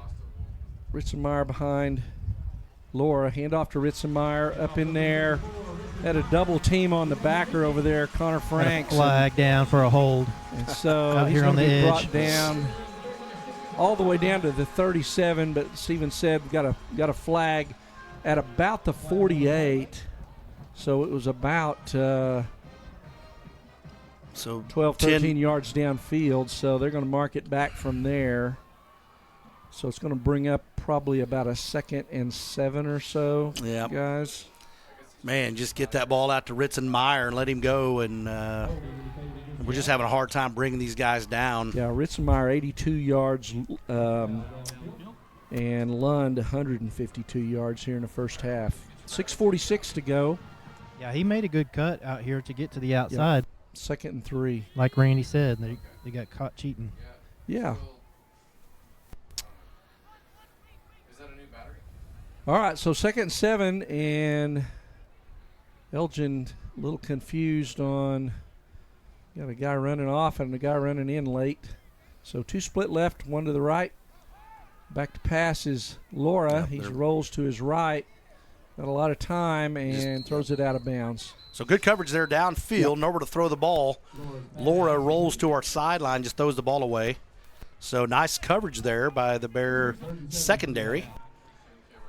So it's going to bring up a 3rd and 7, 6:21 to play. Man, some of these penalties have really hurt them a little bit. Yeah. I mean, they don't need any more help, but, man. We'll take them. Yeah, we'll absolutely take it. This will be a big stop here if we can get it. All right, 3rd and 7. Taking Lund out of this ball game, it looks like. Just a probably good move. Boy, it is. So back to pass is Laura. There He's he is. going down the Got middle. him, 84. And that is caught by number 84, post route there. And it kind of had 2 guys in the area sure there, did. Shane. And but it's caught all the way down to the 32-yard line. Boy, just. So big gain there of about, 36-yard pass. And once again, he just had all day to pass it too, guys. There was no pressure on him whatsoever. And just sat back there, give him 4 or 5 seconds to throw that ball. He's gonna connect. So even though they're not real good at it. Yep, first down, and got a reverse coming up to number 2, bringing it back this way. And it's a blocker out, number 77 out in front. And 77 blocked 2 Noble Bears on that play, Shane. Yep. And, here's a guy who has intercepted a pass, a defensive lineman. I've seen at least 2 or 3 pancakes, 2 right there. Yeah. And he's outrunning. He's out in front of the wingback. Yeah. 30 yards down downfield. there. I mean, guy's a player. Yeah, great athlete, too. Yeah, like you said, that's just, that's again, not much you can do about that, guys. He just kind of, just good play call, good execution. And when you get big boys running down, making blocks like that, that's going to be tough to defend. So that was number 2, Brody Morrison, the wingback on that reverse. So 32-yard touchdown run. And it is, extra point is good. It is 42-0 Elgin here with 5:52 to play in the first half. Well, we just got to keep trying to run our offense, guys. Let's get some exactly. We need some positive things to happen to carry into next week. Yeah, I think at this point you just kind of, you know what, you don't ever want to concede anything, but exactly right. You just try to get something going.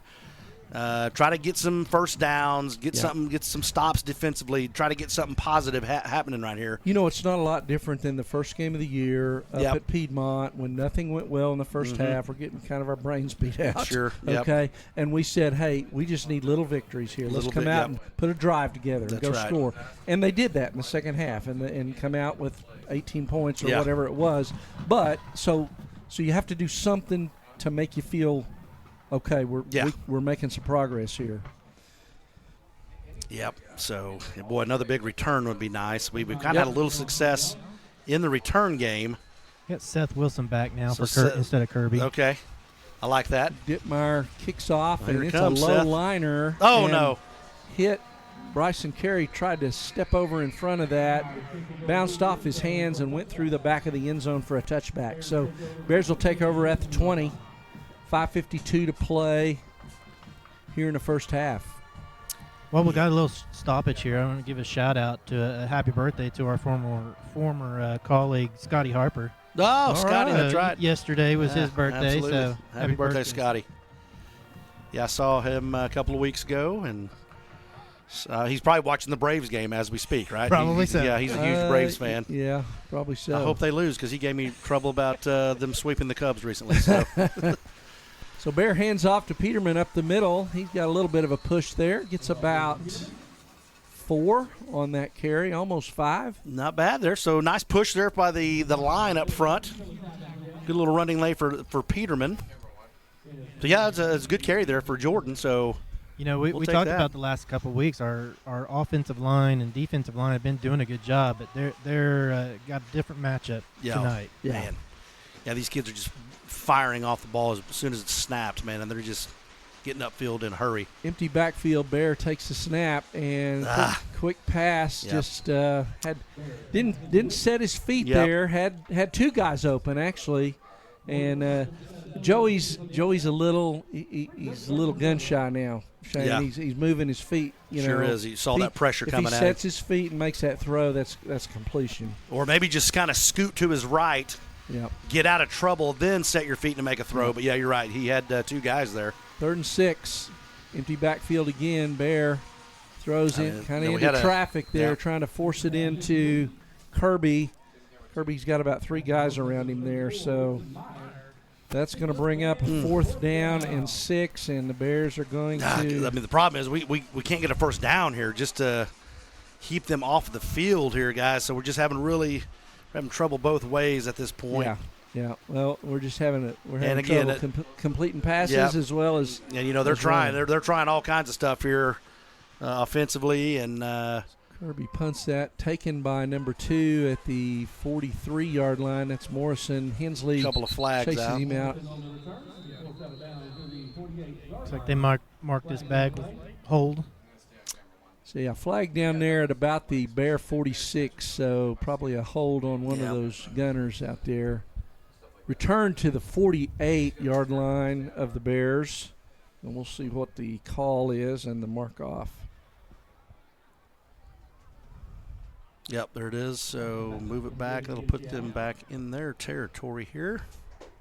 So we should mark them back to about the 42. First down. They'll take over with 5 minutes even to play here in the first half. Yeah, you got to think this is, I mean, unless they score very quickly, but this is probably going to be their last series, you would think. I mean, you obviously they don't want to get anyone hurt here moving forward.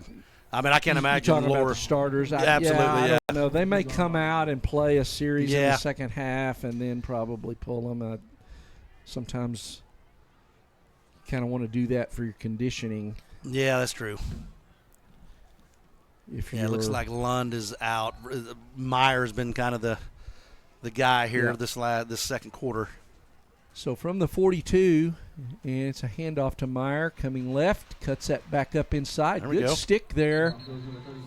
All right, very nice. So 2-yard gain, and is that Hensley?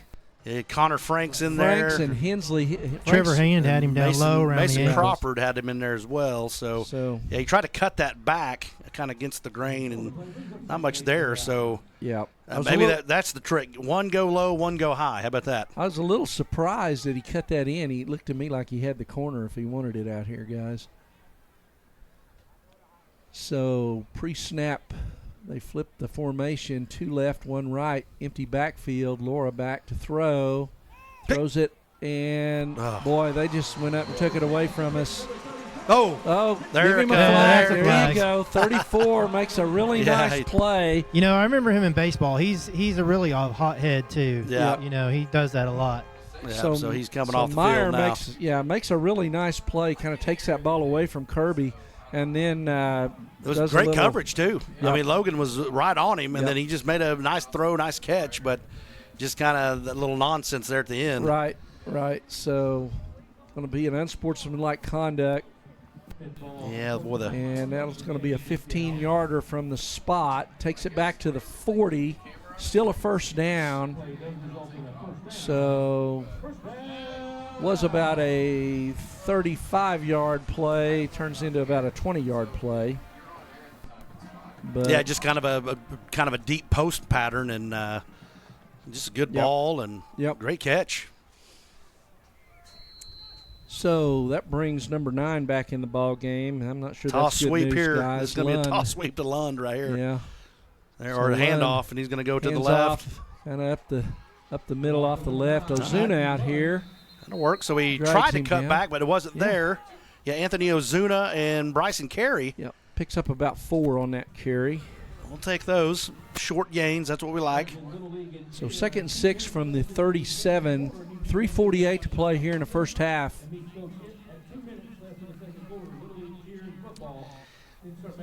Yeah, boy, watch out for another pass here. I know they're trying to sneak that in. Seems like anytime Lund is in there, it's been straight run. Yeah. But, well, here we go. Here comes a pass. Going to try to get that 23 number. There it is, yep. And good over there. 23. Oh, good job by Seth Wilson. Yeah, good. Boy, he was open. He kind of hung the ball in the air a little too long there, Shane. Sure did. Gave Wilson time to get over there and great read, out. man. He just kind of saw that ball in the air, then he got on his horse and went and knocked that out of the hands there. So that was a really nice play by Seth Wilson.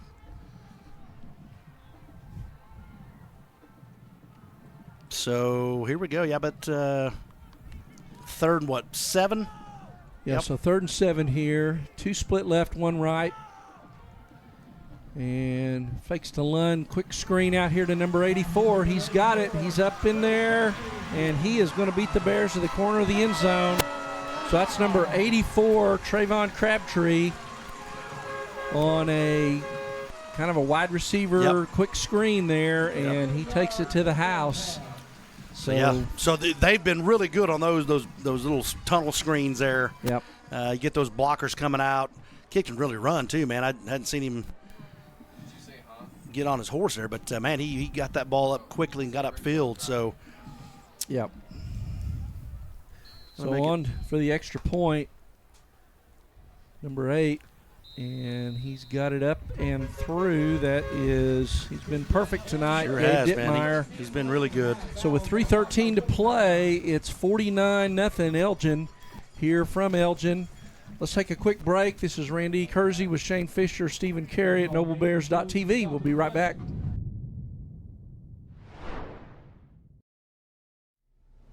Hey guys, Nathan's Automotive, proud supporter of Noble Athletics. We work on all makes and models specializing in diesel engine repairs. I'm so proud to show our support for the Noble Public Schools through our unique Auto Repairs for Bears program. Bring your car in for maintenance or repair and drop those repair receipts off at any school campus, and Nathan's will give back 5% of the totals to the Noble Public School system. We're looking forward to serving you for all your automotive needs. Go Bears! Support your...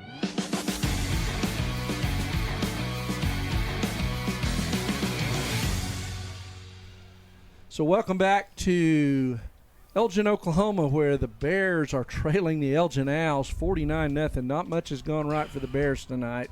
3:13 to play here in the first half. And like you said, you just try to little victories, Randy. You've been saying it all night, and we need to do something here, but it's just hard to really, get anything going here when it's just not going your way at all. So Dittmeyer approaches on the kickoff, and that's deep, taken by Wilson at the 5. He bobbles it, picks it up, and gets it up to about the 17-yard line. Yep.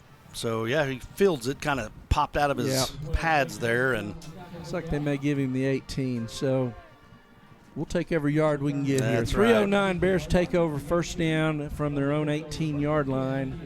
And Bears looking to try to get something going offensively. I think we have one first down tonight, guys. Yeah, this is, maybe here maybe they can get something here.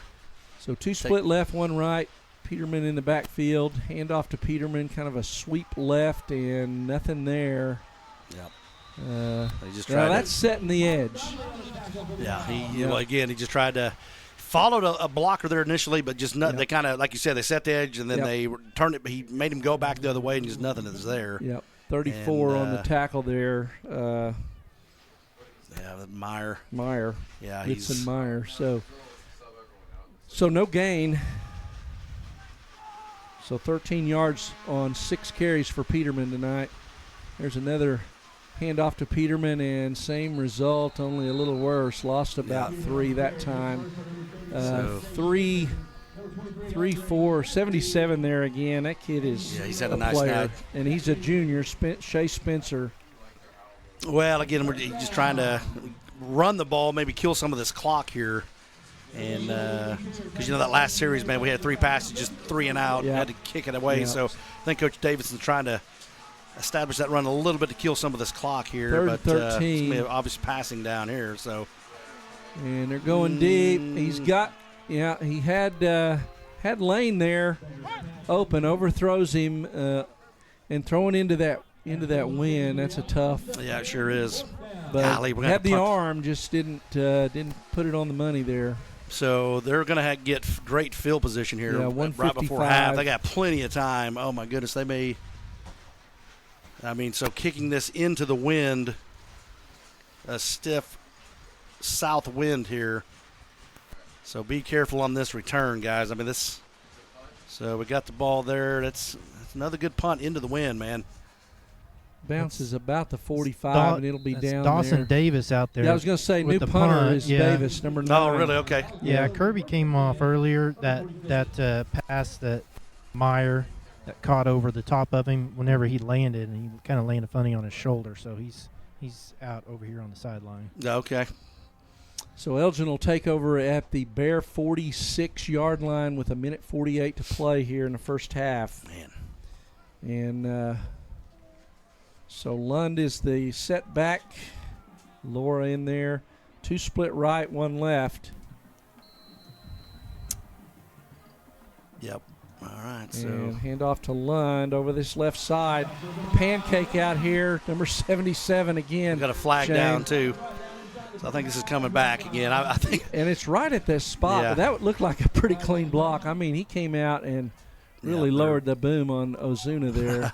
I think some of these are just mercy flags is what they're doing. I don't know. I agree with you. That was a pretty good block Elgin there. coaches are not happy, and I don't know. That didn't look like any kind of penalty to me. Well, we'll take it, obviously. So well, sure. Holding right there. There we go.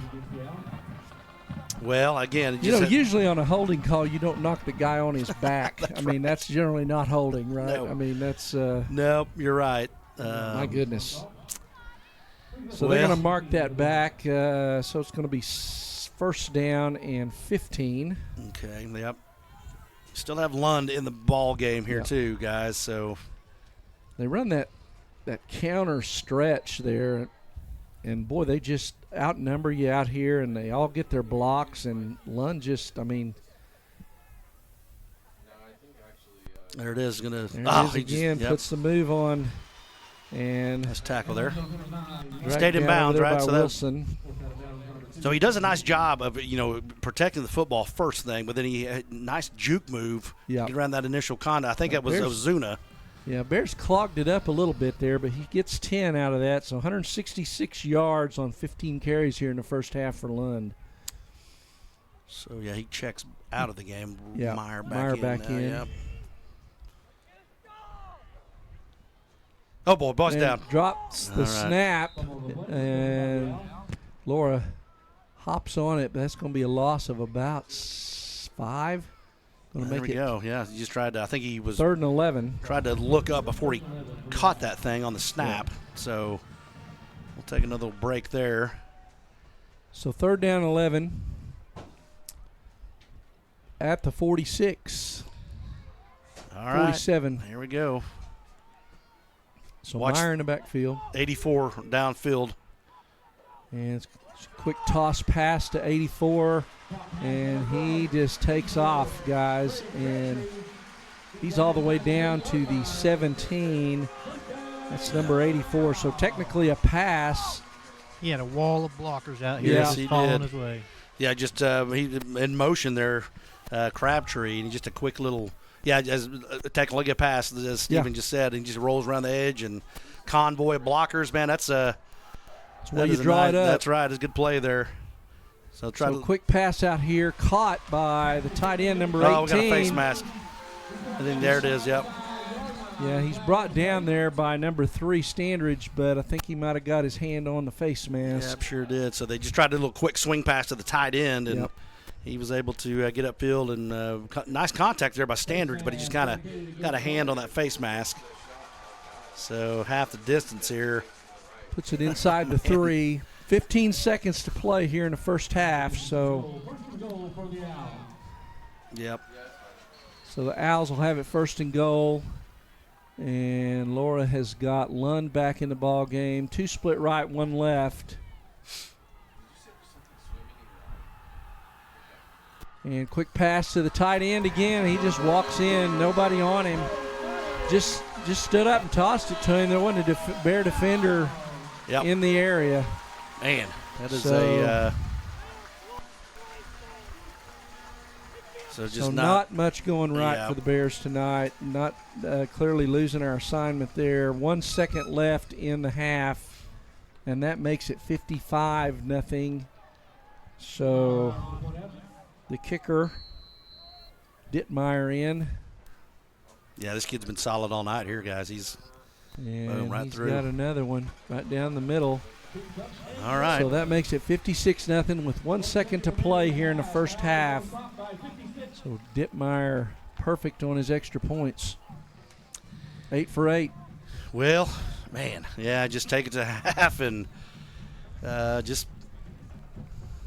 I mean, I don't even know what you say at this point. You just there's really nothing you can say. They're just you just got to let them, just kind of battle through it, man. And just sometimes just don't say anything at all. I mean, because obviously they're trying. The coaches are trying to put something in there to execute the right way, or you give them a little bit of a head start here, but it's just not working, man. Yeah. Anything they're trying, it's just been we're really tough tonight. Yeah, we're just not getting anybody blocked. They're kind of swarming us. They're doing a great job coverage on downfield, and some of that too is that Joey's he's under pressure. He's in a hurry back there, and just not much going right for the Bears tonight. So we're going to see a kickoff here by Dittmeyer. And it's like Wilson back deep again here. Yep, Wilson back there. See if he can probably just go to the end zone here in this. Out, and that ball's going to be taken at the 9 by Wilson. Oh, a little reverse. Reverse to Bryson Carey. Can he get the corner? He couldn't get out there. Well, Davis has got to stay with his block. Yeah. Oh, man. So that kind of goes nowhere. Tackled about the 16-yard line, and the half runs out. So the Bears heading to the locker room along with Elgin here in the first half. It's been all Elgin. Yeah, sure 56-0. So we're going to take a quick break, and we'll be back here at NobleBears.tv. I'm Randy Kersey with Shane Fisher and Stephen Carey. We'll be back. Your school's Booster Club and get your business in front of thousands of potential customers. Talk about a win-win. Advertising packages start on this streaming station for less than $10 a game. Call 405-726-0835 or email adam@squirtle.com right now for more information. What would you do if you only had one life to live? Well, that's kind of how this whole thing works.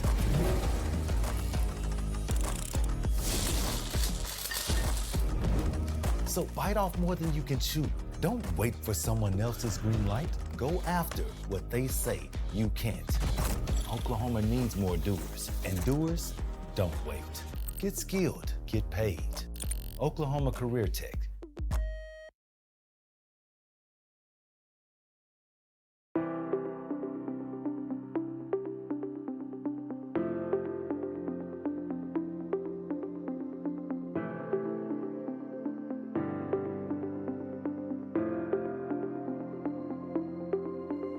Is it time for your school or business to purchase a new phone system? Give the experts at Versatile Networks a call. In most cases, we can provide a phone system with brand new phones for less than your current monthly bill.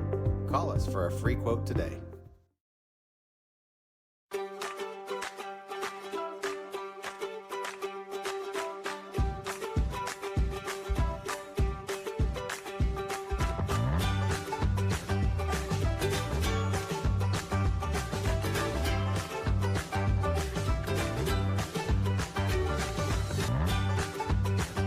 Stream with Oklahoma's #1 high school streaming service, Squirtle.tv.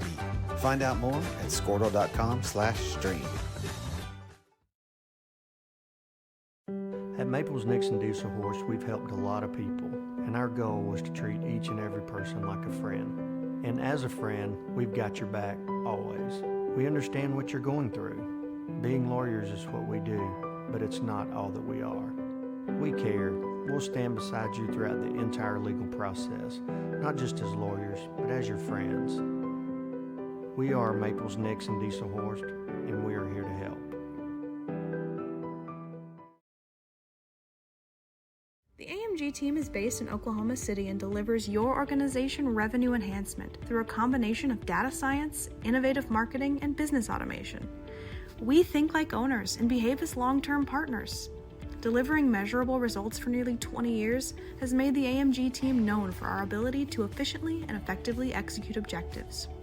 We're ready to help raise your organization to a higher level of success, so visit us today at theamgteam.com.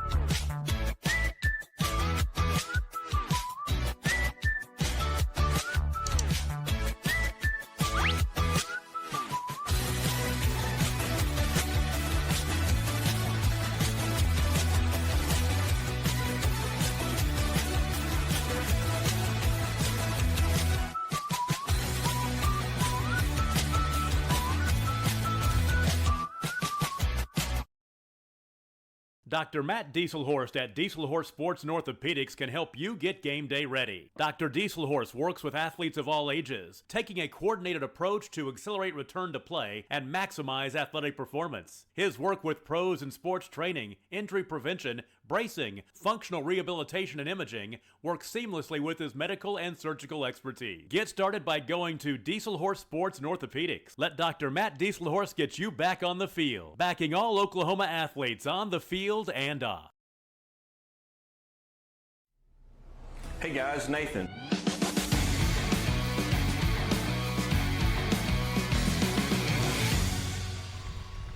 Welcome back to Elgin, Oklahoma. I'm Randy Kersey, along with Shane Fisher and Stephen Carey, and the Bears taking on the Elgin Owls tonight, and it's been all Elgin, 56-0 here at the half.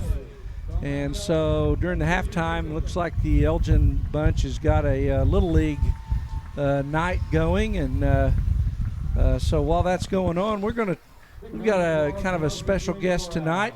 We've got Mr. Hayden Schrock, who is a senior member of the Noble True Blue Band. Hayden, how are you doing? I'm doing all right. How are you doing, sir? Hey, we're doing great up here. The best thing going for the Bears tonight is I keep hearing that fight song. Oh yeah, it's great stuff. We're playing hard. Well, good job, guys. We makes a huge difference. I know as someone who played, and Shane played, and Stephen played.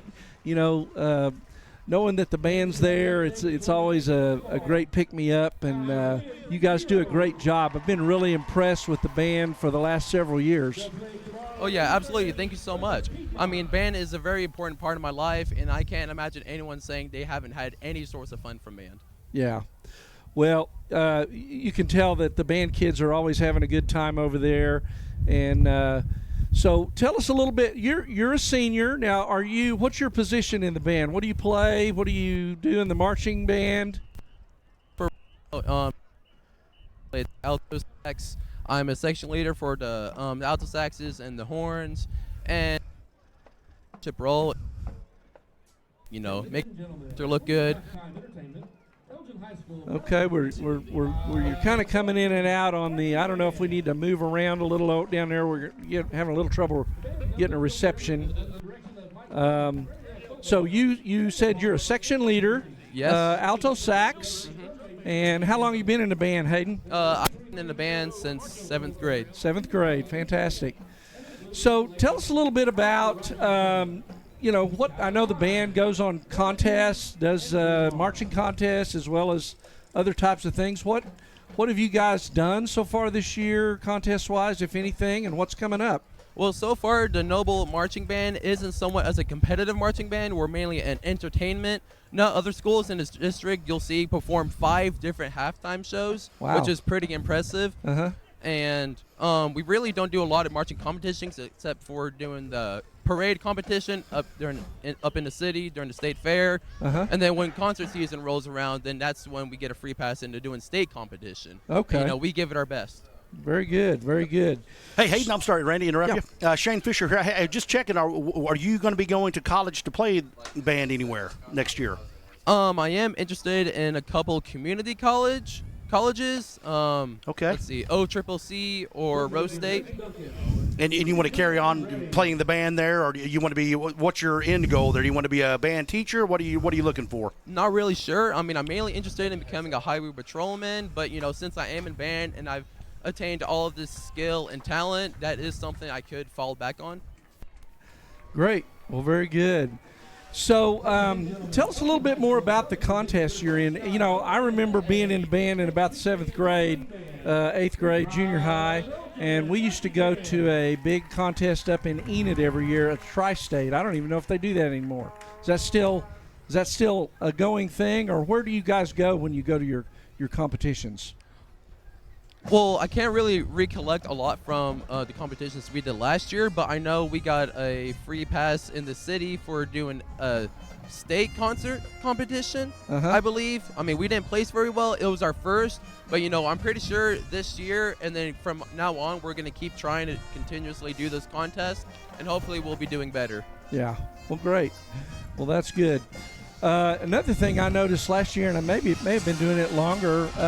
You guys are playing at the basketball games. Oh man, going to those basketball games, it makes a huge difference in there. It's really loud and puts a lot of pressure on the other coach, right, Hayden? So.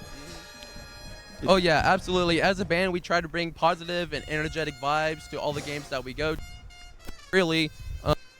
Every time we go to the basketball games, we give it our all. We play the best we can. And, we always try to uplift the spirit, trying to make our players play better. Yeah.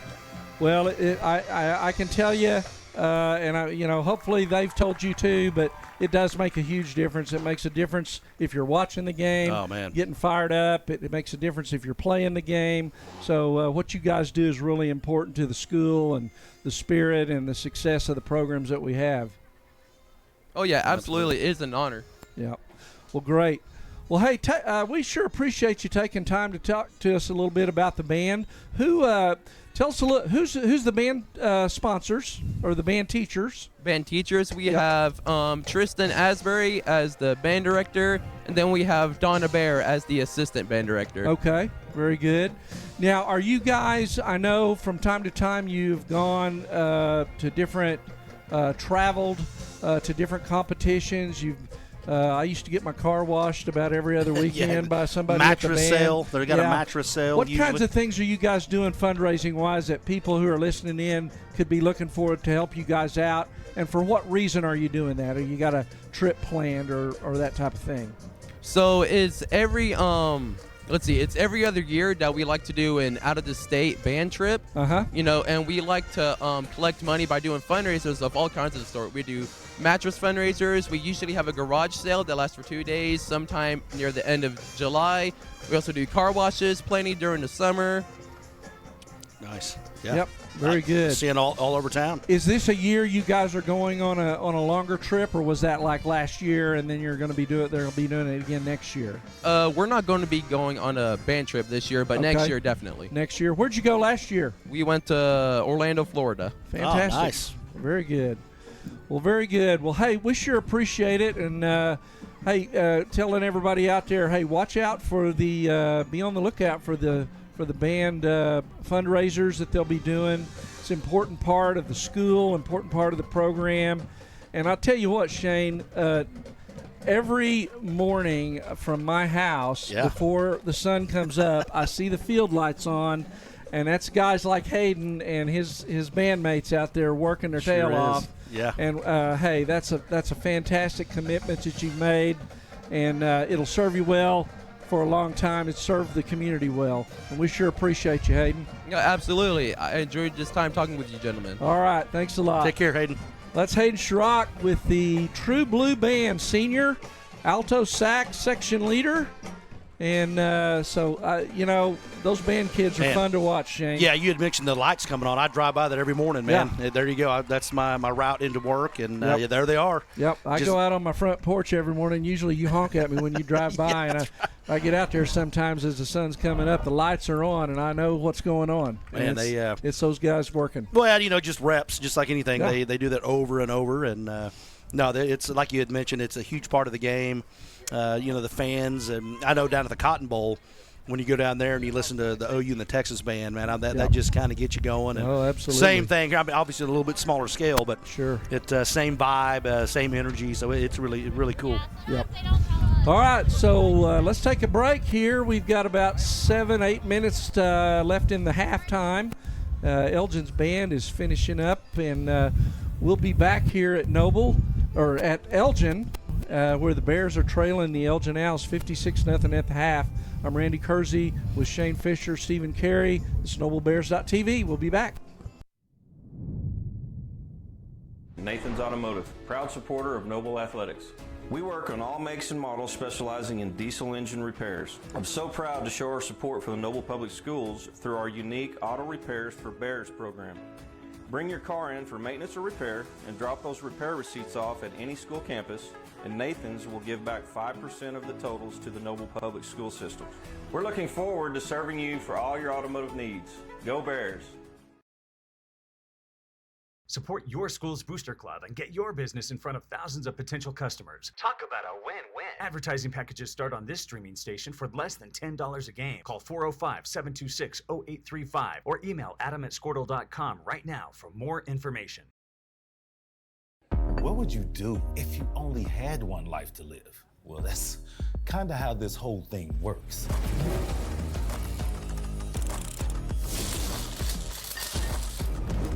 So bite off more than you can chew. Don't wait for someone else's green light. Go after what they say you can't. Oklahoma needs more doers, and doers don't wait. Get skilled, get paid. Oklahoma Career Tech.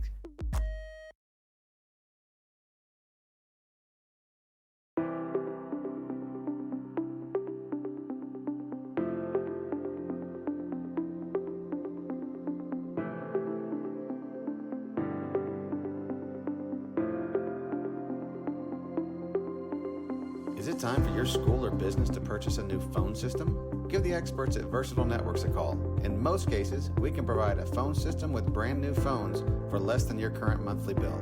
Call us for a free quote today.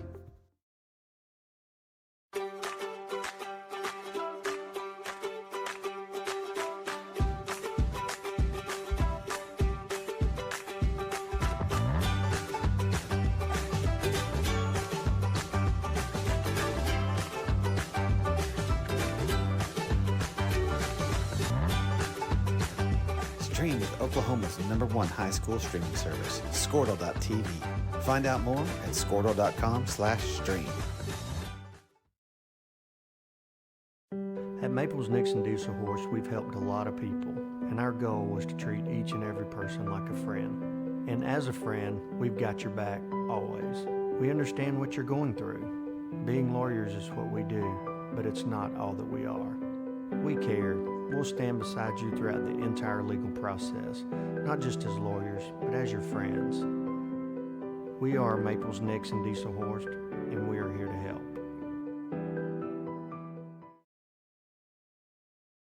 The AMG team is based in Oklahoma City and delivers your organization revenue enhancement through a combination of data science, innovative marketing, and business automation. We think like owners and behave as long-term partners.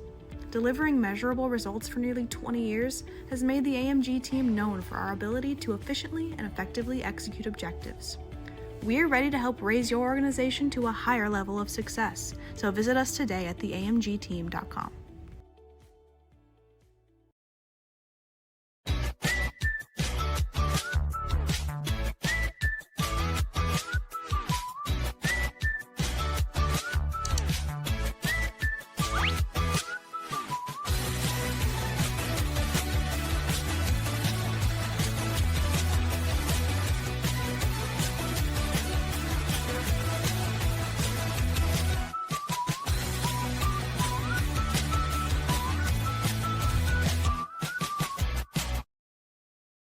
Dr. Matt Dieselhorst at Dieselhorst Sports and Orthopedics can help you get game day ready. Dr. Dieselhorst works with athletes of all ages, taking a coordinated approach to accelerate return to play and maximize athletic performance. His work with pros in sports training, injury prevention, bracing, functional rehabilitation, and imaging works seamlessly with his medical and surgical expertise. Get started by going to Dieselhorst Sports and Orthopedics. Let Dr. Matt Dieselhorst get you back on the field, backing all Oklahoma athletes on the field and off. Hey guys, Nathan's Automotive, proud supporter of Noble Athletics.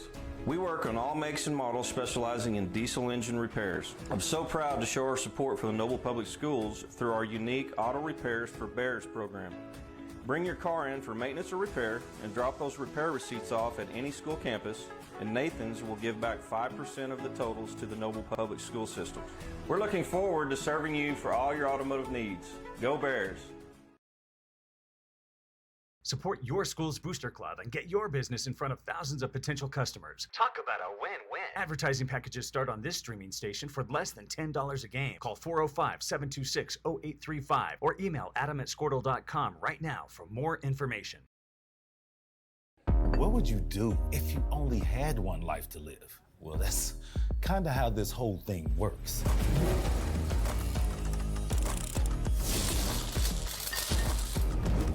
So bite off more than you can chew. Don't wait for someone else's green light. Go after what they say you can't. Oklahoma needs more doers, and doers don't wait. Get skilled, get paid. Oklahoma Career Tech.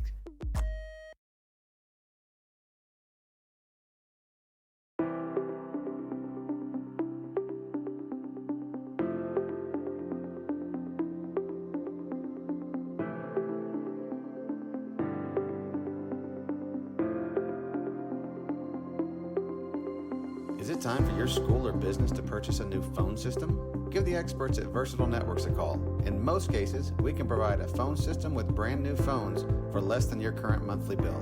Call us for a free quote today.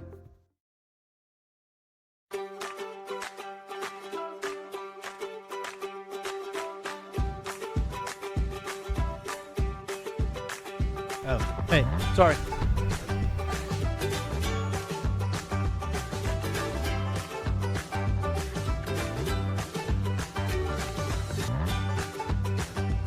Stream with Oklahoma's #1 high school streaming service, Squirtle.tv. Find out more at Squirtle.com/stream. At Maples Nixon Diesel Horse, we've helped a lot of people, and our goal was to treat each and every person like a friend. And as a friend, we've got your back, always. We understand what you're going through. Being lawyers is what we do, but it's not all that we are. We care. We'll stand beside you throughout the entire legal process, not just as lawyers, but as your friends. We are Maples Nixon Diesel Horse, and we are here to help. The AMG team is based in Oklahoma City and delivers your organization revenue enhancement through a combination of data science, innovative marketing, and business automation. We think like owners and behave as long-term partners. Delivering measurable results for nearly 20 years has made the AMG team known for our ability to efficiently and effectively execute objectives. We're ready to help raise your organization to a higher level of success, so visit us today at theamgteam.com.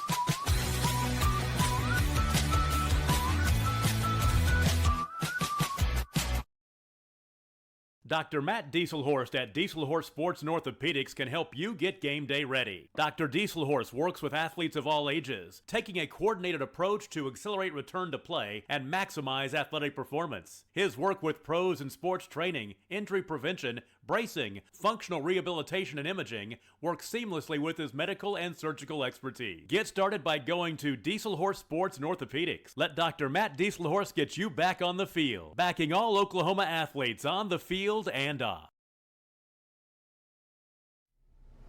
Hey guys, Nathan's Automotive, proud supporter of Noble Athletics. We work on all makes and models specializing in diesel engine repairs. I'm so proud to show our support for the Noble Public Schools through our unique Auto Repairs for Bears program. Bring your car in for maintenance or repair and drop those repair receipts off at any school campus. And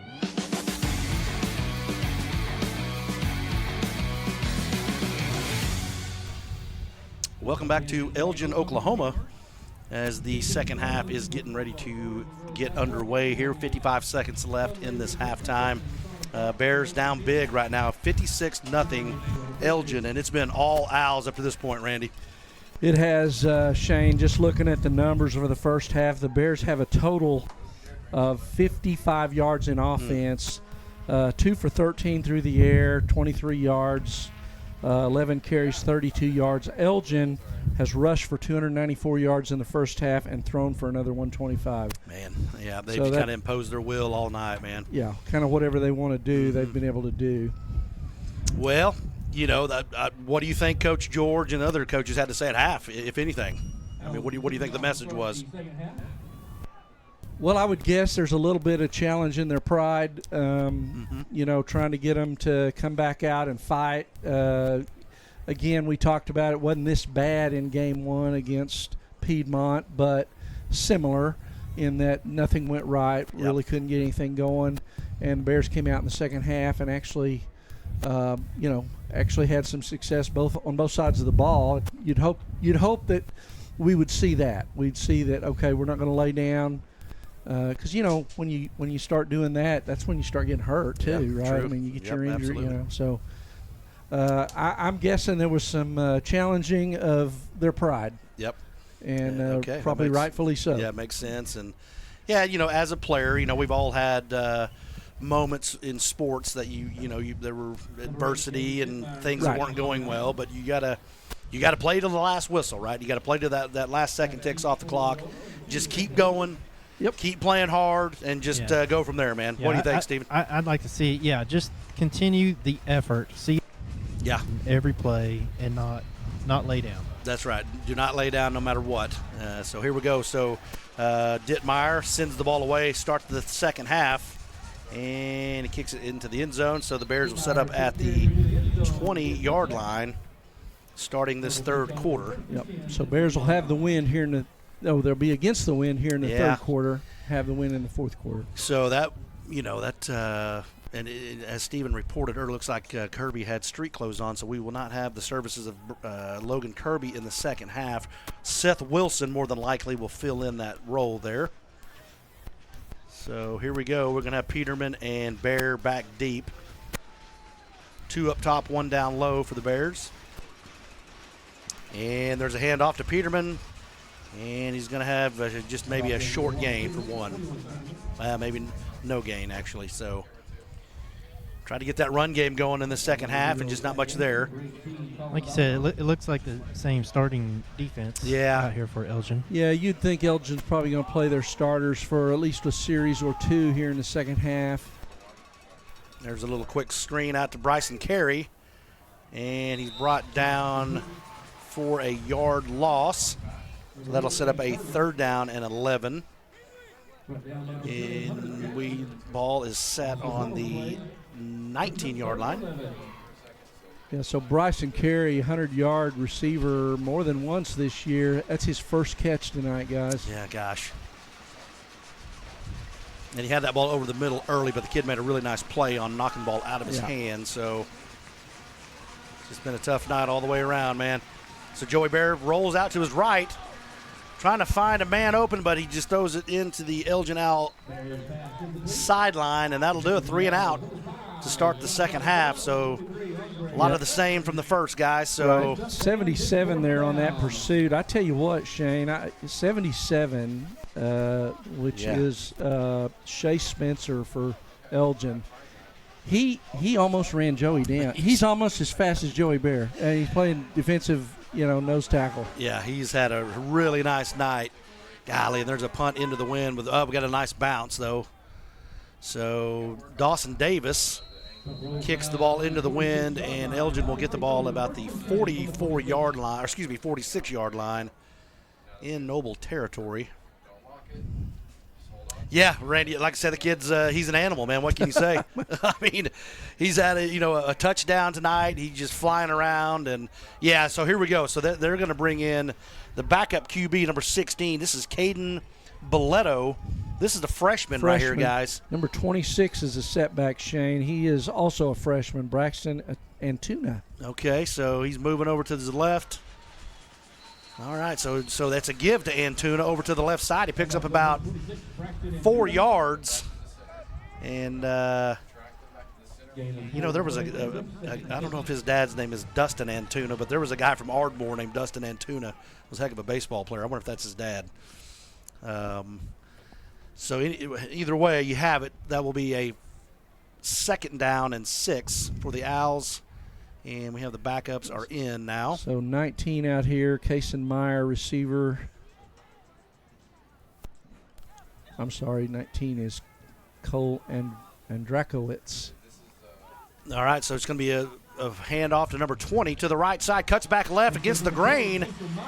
And he's going to have the 1st down and move the chains there for the Owls. So Meyer is a freshman too, Shane. Wow. Yeah, just that's got to be Ritz and Meyer's brother, I'd assume. Yeah. Got to have a similar build. Okay, so 1st down, Owls. Ball is at the 31-yard line. 9:17 left in the third quarter. Backup quarterback is Caden Boletto. And we're in a shotgun set. Case and Meyer single back. And it's going to be a give to Meyer up the middle. And he finds his way for about a 5-yard gain. So nice run there by Meyer. Or excuse me, is that 26? Oh, I'm sorry, that's 26. That's my fault. That's Braxton Antuna. That's my fault. Yeah, Antuna is the setback. Meyer is a flanker slot. Okay. So nice gain there for Antuna. That will be 2nd down and 5. They have it spotted at the 26-yard line. So, man, you really need to try to get off the field here. Keep the you got a freshman quarterback in. You really got to – and it's going to be a give to Antuna. Left side, and good block there, and he is in. Oh, they stepped out. Stepped out at the 4. Stepped out at the 4-yard line. So 17-yard pickup there, and Antuna quickly has 26 yards on 3 carries, Shane. Yep, so that'll be ball is at the 4. So we're going to have 1st and goal right here. And the Owls threatening to punch it in one more time. Clock is rolling, 7:48 in the third quarter.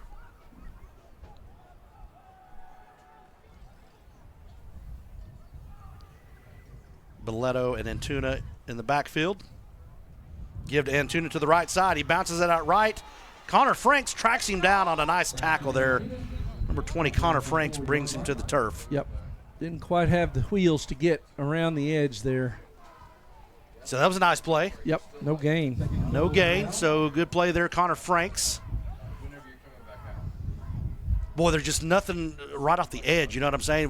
There's just a huge running lane there. Mm-hmm. And they're really doing a nice job of sealing our edges off. And, all right, so here we go. We got twins up top, one down low here for the Owls. Belletto and Antuna back deep. We got a motion man. Meyer coming in. Another give to Antuna, cuts it up, and he's in. Untouched. It's untouched. So there you go. So you got the backup line in there as well, Shane. Those are sophomores, juniors. Just kind of looking through some of the numbers there. So freshman quarterback, freshman tailback. Yep. So there you go. So that runs the score to 62-0 right now. And looks like Dittmeyer is in for the extra point. And the ball is back. It's down, and it is through. So 63-0, all Elgin Owls on this Thursday night. So let's go ahead and take a quick time out here at noblebears.tv. Nathan's will give back 5% of the totals to the Noble Public School System. We're looking forward to serving you for all your automotive needs. Go Bears! Support your school's booster club and get your business in front of thousands of potential customers. Talk about a win-win. Advertising packages start on this streaming station for less than $10 a game. Call 405-726-0835 or email adam@squirtle.com right now for more information. What would you do if you only had one life to live? Well, that's...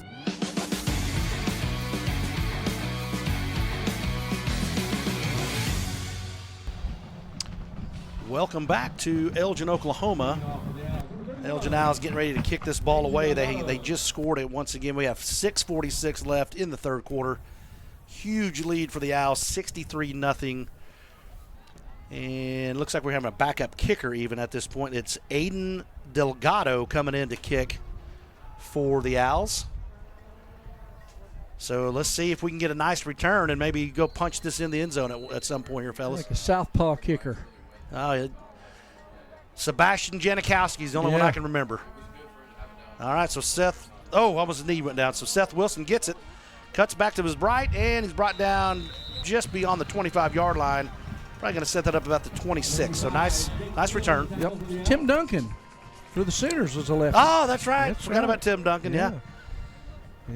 That's right. Not many of them, though. No. Janikowski could have been a linebacker. Well, right, yeah. All right, so we have two up top, two down low for the Bears. Joey Bear, lone back in the shotgun set. And it's going to be a quarterback keep. Slow plays it to his left. Finds a running lane up, and here we go.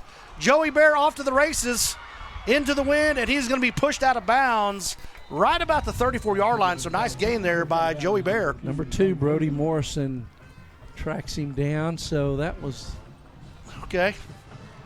So nice job there by just kind of giving your line a little bit of time to block, and then he finds a little running lane, and boom, there he goes. Yeah, the number 2 had an angle on him too, so that was good hustle there. So about 53 yards there for Bear. All right, so Bear in the shotgun. Ball is back, and we got a ball deep, and pass is underthrown just a little bit. And the target was Connor Lane, I believe. So, again, throwing into that wind. Yeah. Boy, if he had a solo, almost came back and then picked that thing off, did he? Yeah. All right, so a lot of the backups looks like for Elgin on defense now, too.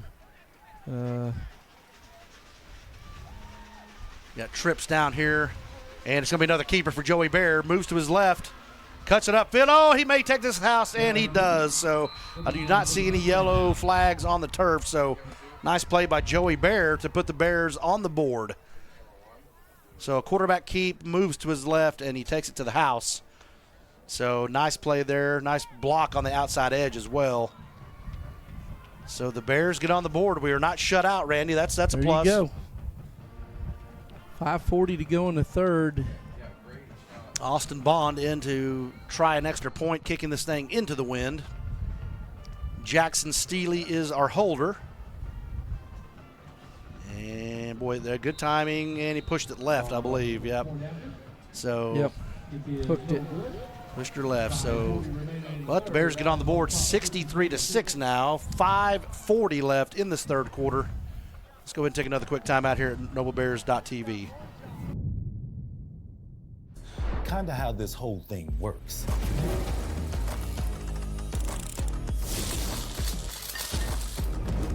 So bite off more than you can chew. Don't wait for someone else's green light. Go after what they say you can't. Oklahoma needs more doers, and doers don't wait. Get skilled, get paid. Oklahoma Career Tech.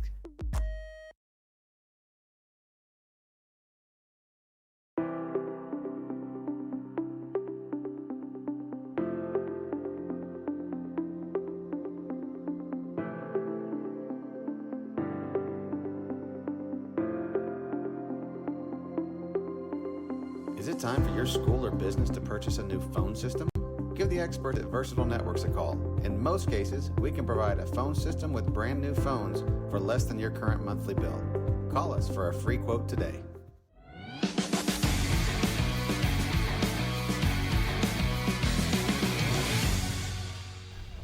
Welcome back to Elgin, Oklahoma. Austin Bond getting ready to kick this thing away. The Bears get into the end zone on a Joey Bear keeper. 5:40 left in the third quarter, 63-6 Owls.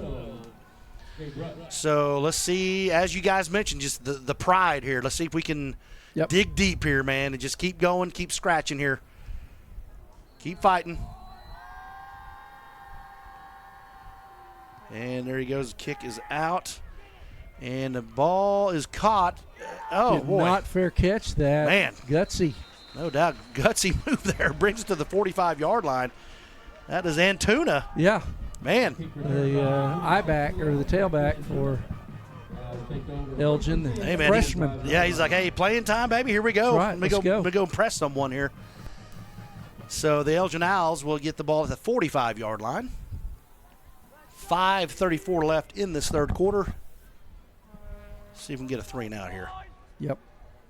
So number 24 at the back now, he's a sophomore. Bryce Martin looks like is at that setback. Okay. Same quarterback in there. It's Belletto, excuse me. And it's going to be a give to Martin. Cuts back to his right. He's got some jets. Yeah, he does. Shane. Stopped on a dime, too, right there, right at our sideline, and kicked it back towards us. And so a nice game there on first down. So, man, they literally have 4 kids that can go right here. They're loaded. Yeah, they really are. These kids are really, really good. Coach Wyatt's done a tremendous job with this group here. So Belletto gets the call. We're going to have Twins down on the bottom. Slot receiver. And it's going to be, there it goes. Oh, we got a face mask, I think. Yep, there it comes. So we're going to get the first down anyway, about the 40, and they're going to tack on 15 more with didn't mean to do it, but they're going to call that every time. So Bryce Martin, second carry of the ball game right there for him. Yeah, Randy, that kid has some jets. Yeah, he stops. He's got good. He can do that cone drill, right? Oh, man. I mean, stop, yeah, start. no doubt. All right, so they're inside the 30-yard line, ball at the 28. Marching down the field once again. The clock is rolling now, 4:18 in the third quarter. Elgin now is up 63-6. Yeah, I wonder if we've got a running clock now. I mean, often they're not going to stop it on out of bounds, first downs, just let it run. You know, have Happens mixed. a lot. Oh boy, we had him in the backfield, Yep. sneaks out, and then he's pushed out of back. The kid has great balance. Yep. So he's a sophomore, so we're going to see him for a while longer. Yep, sure are. So that big about first 7. Yeah, first down carry of 7 yards. So yeah, the board gave him 6. So.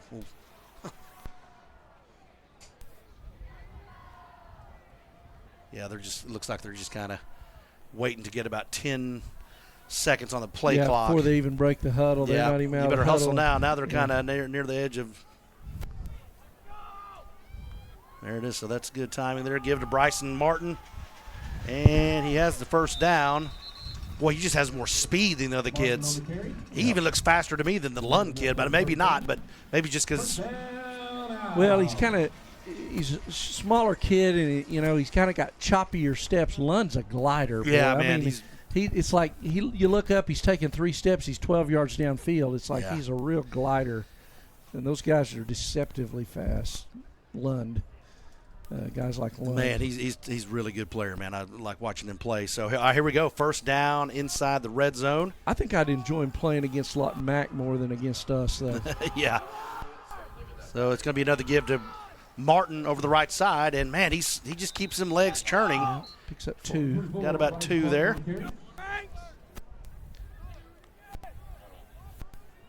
All right, so the Owls brings up a second down from the 13-yard line. Second down and 8.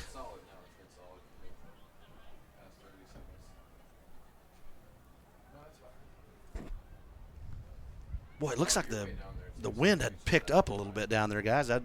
Is it windier, Steven? It's about the same. Is it getting I think. cooler? How about, is it any cooler? It's cooled off a little bit, Okay, but not nothing. too bad. All right, so there's just kind of a stretch play. And he gets on the outside and knocked out of bounds. Good. That was, did he get he's going to be short.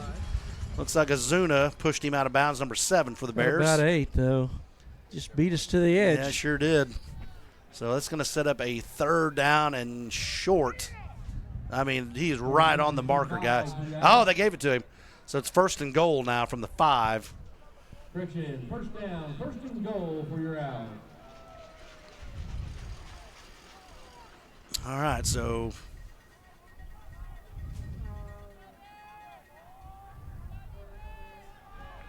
snap is back. Give to Martin up the middle. And nice play there, but number 53, that is Wyatt Dalton. So good play there for the Bears as Martin has nowhere to run on that play. Actually got about 1 yard, Randy, so it's they gave him a yard. Second and goal from the 4. So I'm looking at the size of these guys. So 73, Brody Ballou is a 9th grader, 230 pounds over here. Yeah. The tackle. So he's the backup. He's a freshman. Yeah, 53 is a freshman. I wonder how, I don't know this, but I wonder if they've had a lot of move-ins from Lawton, or has this just been one of those groups that just comes along that are all together. I don't know. Yeah, I don't know, but it's 4 years in a row because you put this year's senior class with this year's freshman. Man, I'm telling you. It's like, holy moly. Yeah, so that'll probably do it there for the third quarter as we hold them there. So it's going to be third and goal from the 2 when we get into this fourth quarter. So we will flip the field here. The Bears will have the wind in this fourth quarter, but that will do it. So at the end of third quarter, Elgin Owls up big time here, 63-6. Let's go ahead and take a quick time out here. Thank you for joining us on NobleBears.tv.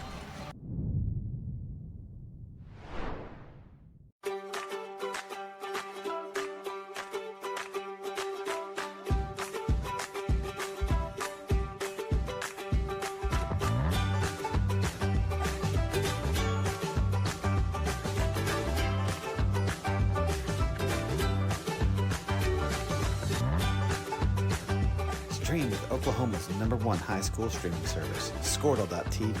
Find out more at Squirtle.com/stream. At Maples Nixon Diesel Horse, we've helped a lot of people, and our goal was to treat each and every person like a friend. And as a friend, we've got your back always. We understand what you're going through. Being lawyers is what we do, but it's not all that we are. We care. We'll stand beside you throughout the entire legal process, not just as lawyers, but as your friends. We are Maples Nixon Diesel Horse, and we are here to help.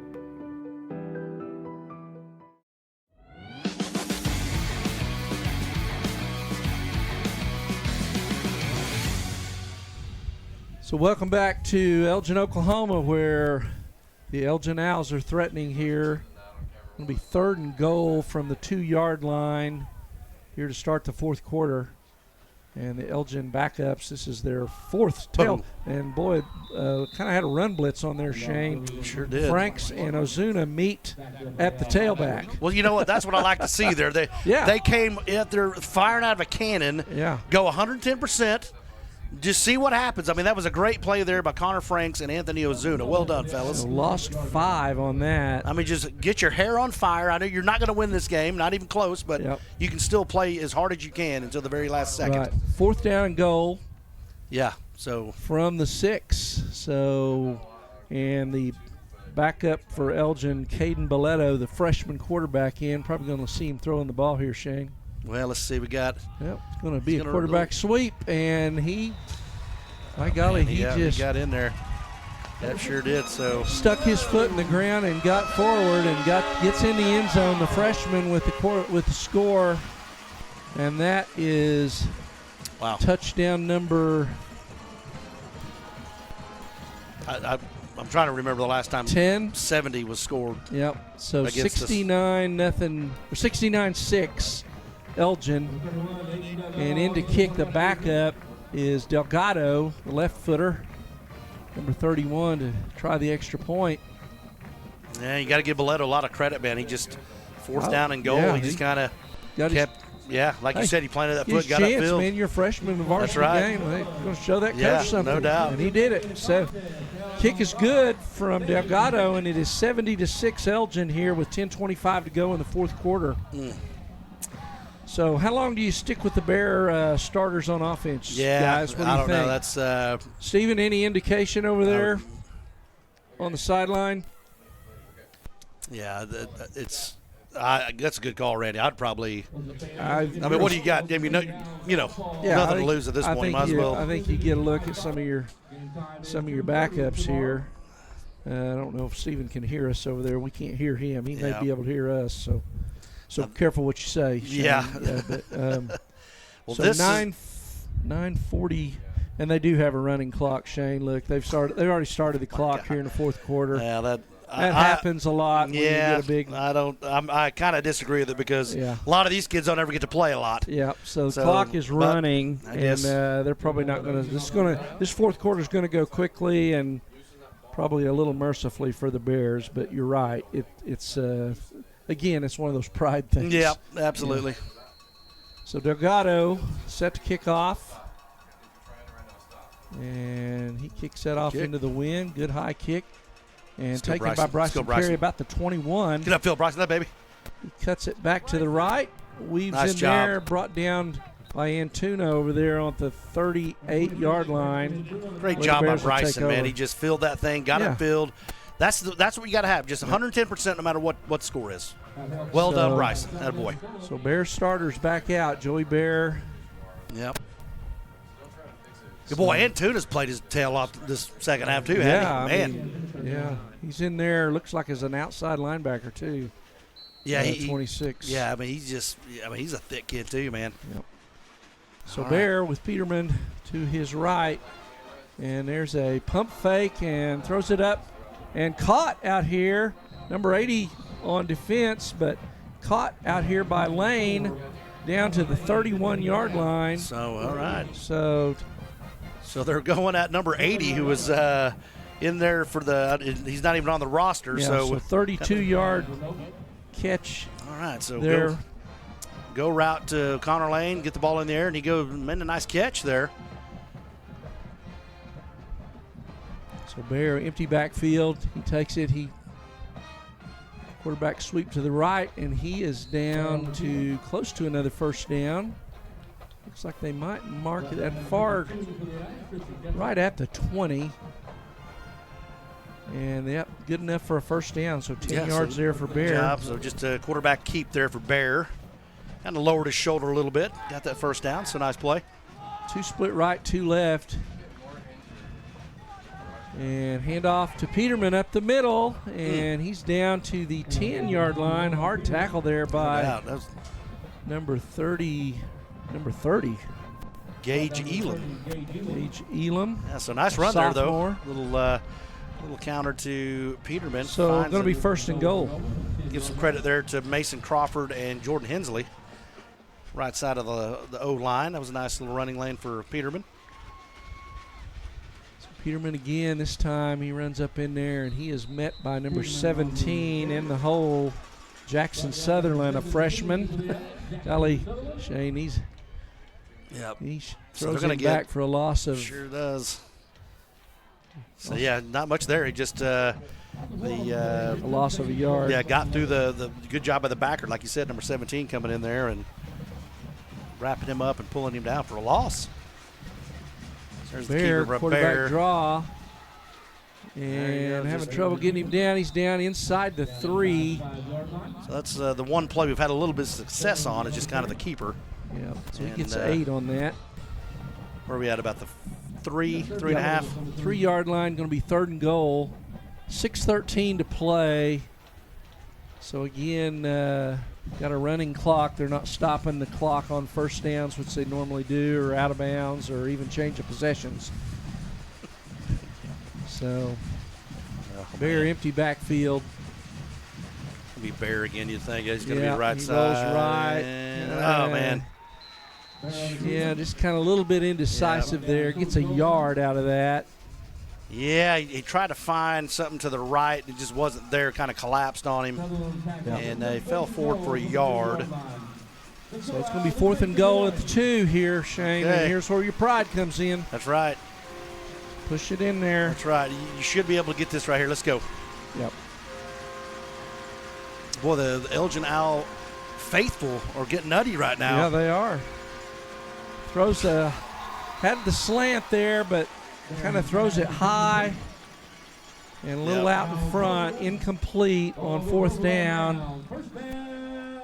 So first down, Elgin, 5:07, and the clock's still moving. Tried a slant pattern there to Lane, but he just kind of thrown a little bit too hard and kind of up and away from him. So, so another incompletion there. So tried a little, and we would have had it. A little bit better pass. It may have had a chance to catch Ball's that for the down. score. He's a touchdown. He had him on the slant there. So Elgin taking their time getting out there. Clock is on the move here. So normally, again, a clock stops on change of possession, but 4:35 to play. And looks like Antuna back out at tailback. And the freshman number 16, Belletto in. All right. So down at the 2-yard line, and Belletto keeps it up in there. He gets to the 5. Again, we're just going up high. I mean, brought down there by. All right, so just nothing to it. Trying to get out of a little bit of a trouble there, getting out of the end zone. Just going to be a quarterback keep. Yep. On the direct snap, gives it a little bit of breathing room there. Yep. Franks and Holmes on that tackle.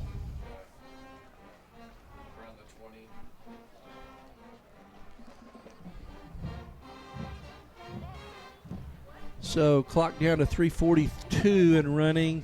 It's going to be a 2nd down from the 5. Need to get just almost to the 13 for a first down. And here comes Antuna out here. Nice play out here by, is that Standridge or is that Seth Wilson? Seth out there Wilson. in the corner. Wilson, yeah. Yeah, Wilson fought off that block and got down low and brought down Antuna. It looked like it was going to be a bigger gain than that. Ends up getting 3. And again, that It's what you like, man. Seth Wilson he's been doing this all year, just kind of going hard, keep playing. Because Antuna had him out, man, about what, 30, 40 pounds? Yeah. So we're at inside 3 minutes to play here in the fourth quarter. It's going to be a 3rd down and 5. There's a give. Handoff up in there to. Got it. He's going to have the first down. Is that Antuna or is that? I think that's a new kid we haven't seen yet. So first down out to the 14-yard line.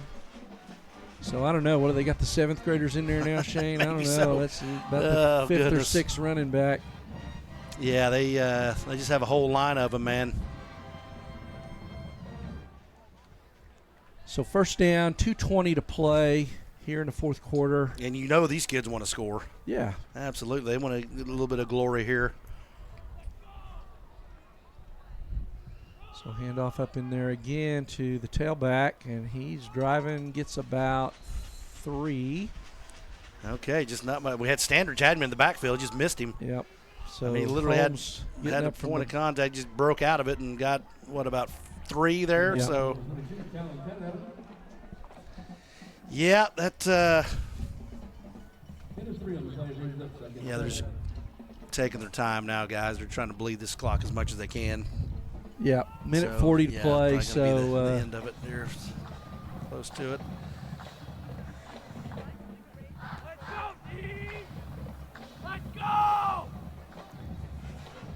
Second and 8, handoff over there to tailback again. Is that number 22? I've been trying to get his number. Talon. Yes, number 22. Tadonipa, another freshman.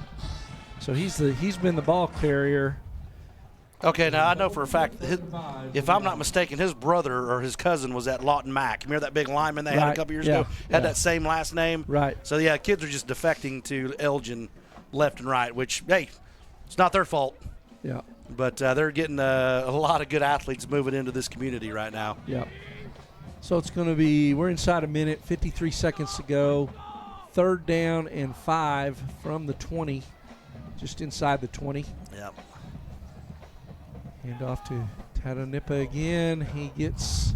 Oh, he got boys right at the line there. Yep. So I think looks like he gets about 4. I think that's going to do it right there, guys. And that's probably going to be the last play of the game. 32 seconds. Well, yeah, almost. Maybe have to run one play, I guess. Well, play clock is 1 second less than 1 second more than the game clock. So they do not have to run a play here.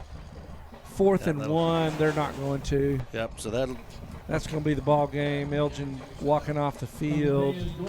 Bears walking off the field, and that's going to do it tonight, where it is all Elgin Owls, 70-6 over the Bears. Yeah, just overpowered. Yeah. Overpowered us tonight, guys.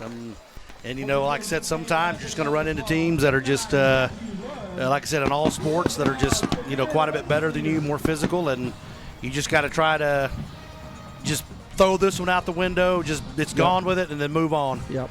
So let's take a break, and we'll come back real quickly here. Elgin, Oklahoma. Bears lose tonight, 70-6 to Elgin. Elgin goes to 7-0. Bears fall to 2-5. We'll be back after this. The AMG team is based in Oklahoma City and delivers your organization revenue enhancement through a combination of data science, innovative marketing, and business automation. We think like owners and behave as long-term partners. Delivering measurable results for nearly 20 years has made the AMG team known for our ability to efficiently and effectively execute objectives. We're ready to help raise your organization to a higher level of success, so visit us today at theamgteam.com.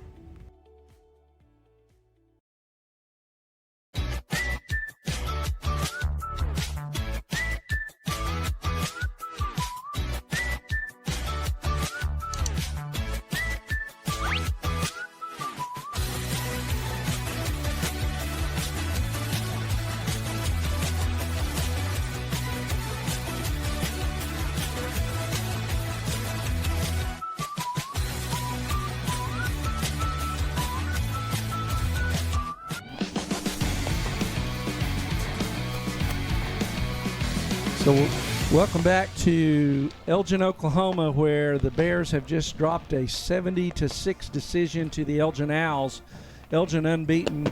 I don't know, Shane. They got to be one of the best teams in the state. Yeah, ranked number 4 for a reason. They have it all, man. They got the good offensive, defensive line play, which is huge in any team.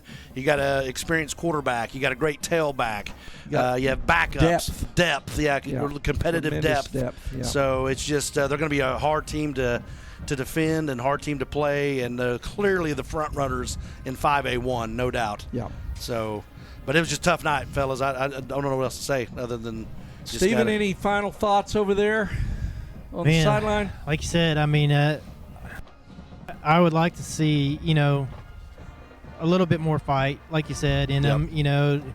Yes, this is a bad loss, but, shake it off, learn from it. Come back next week with a little bit more fire and energy, not to experience this type of defeat again. Yeah, that's right. Yep. So that's going to do it for us tonight here from Elgin, Oklahoma.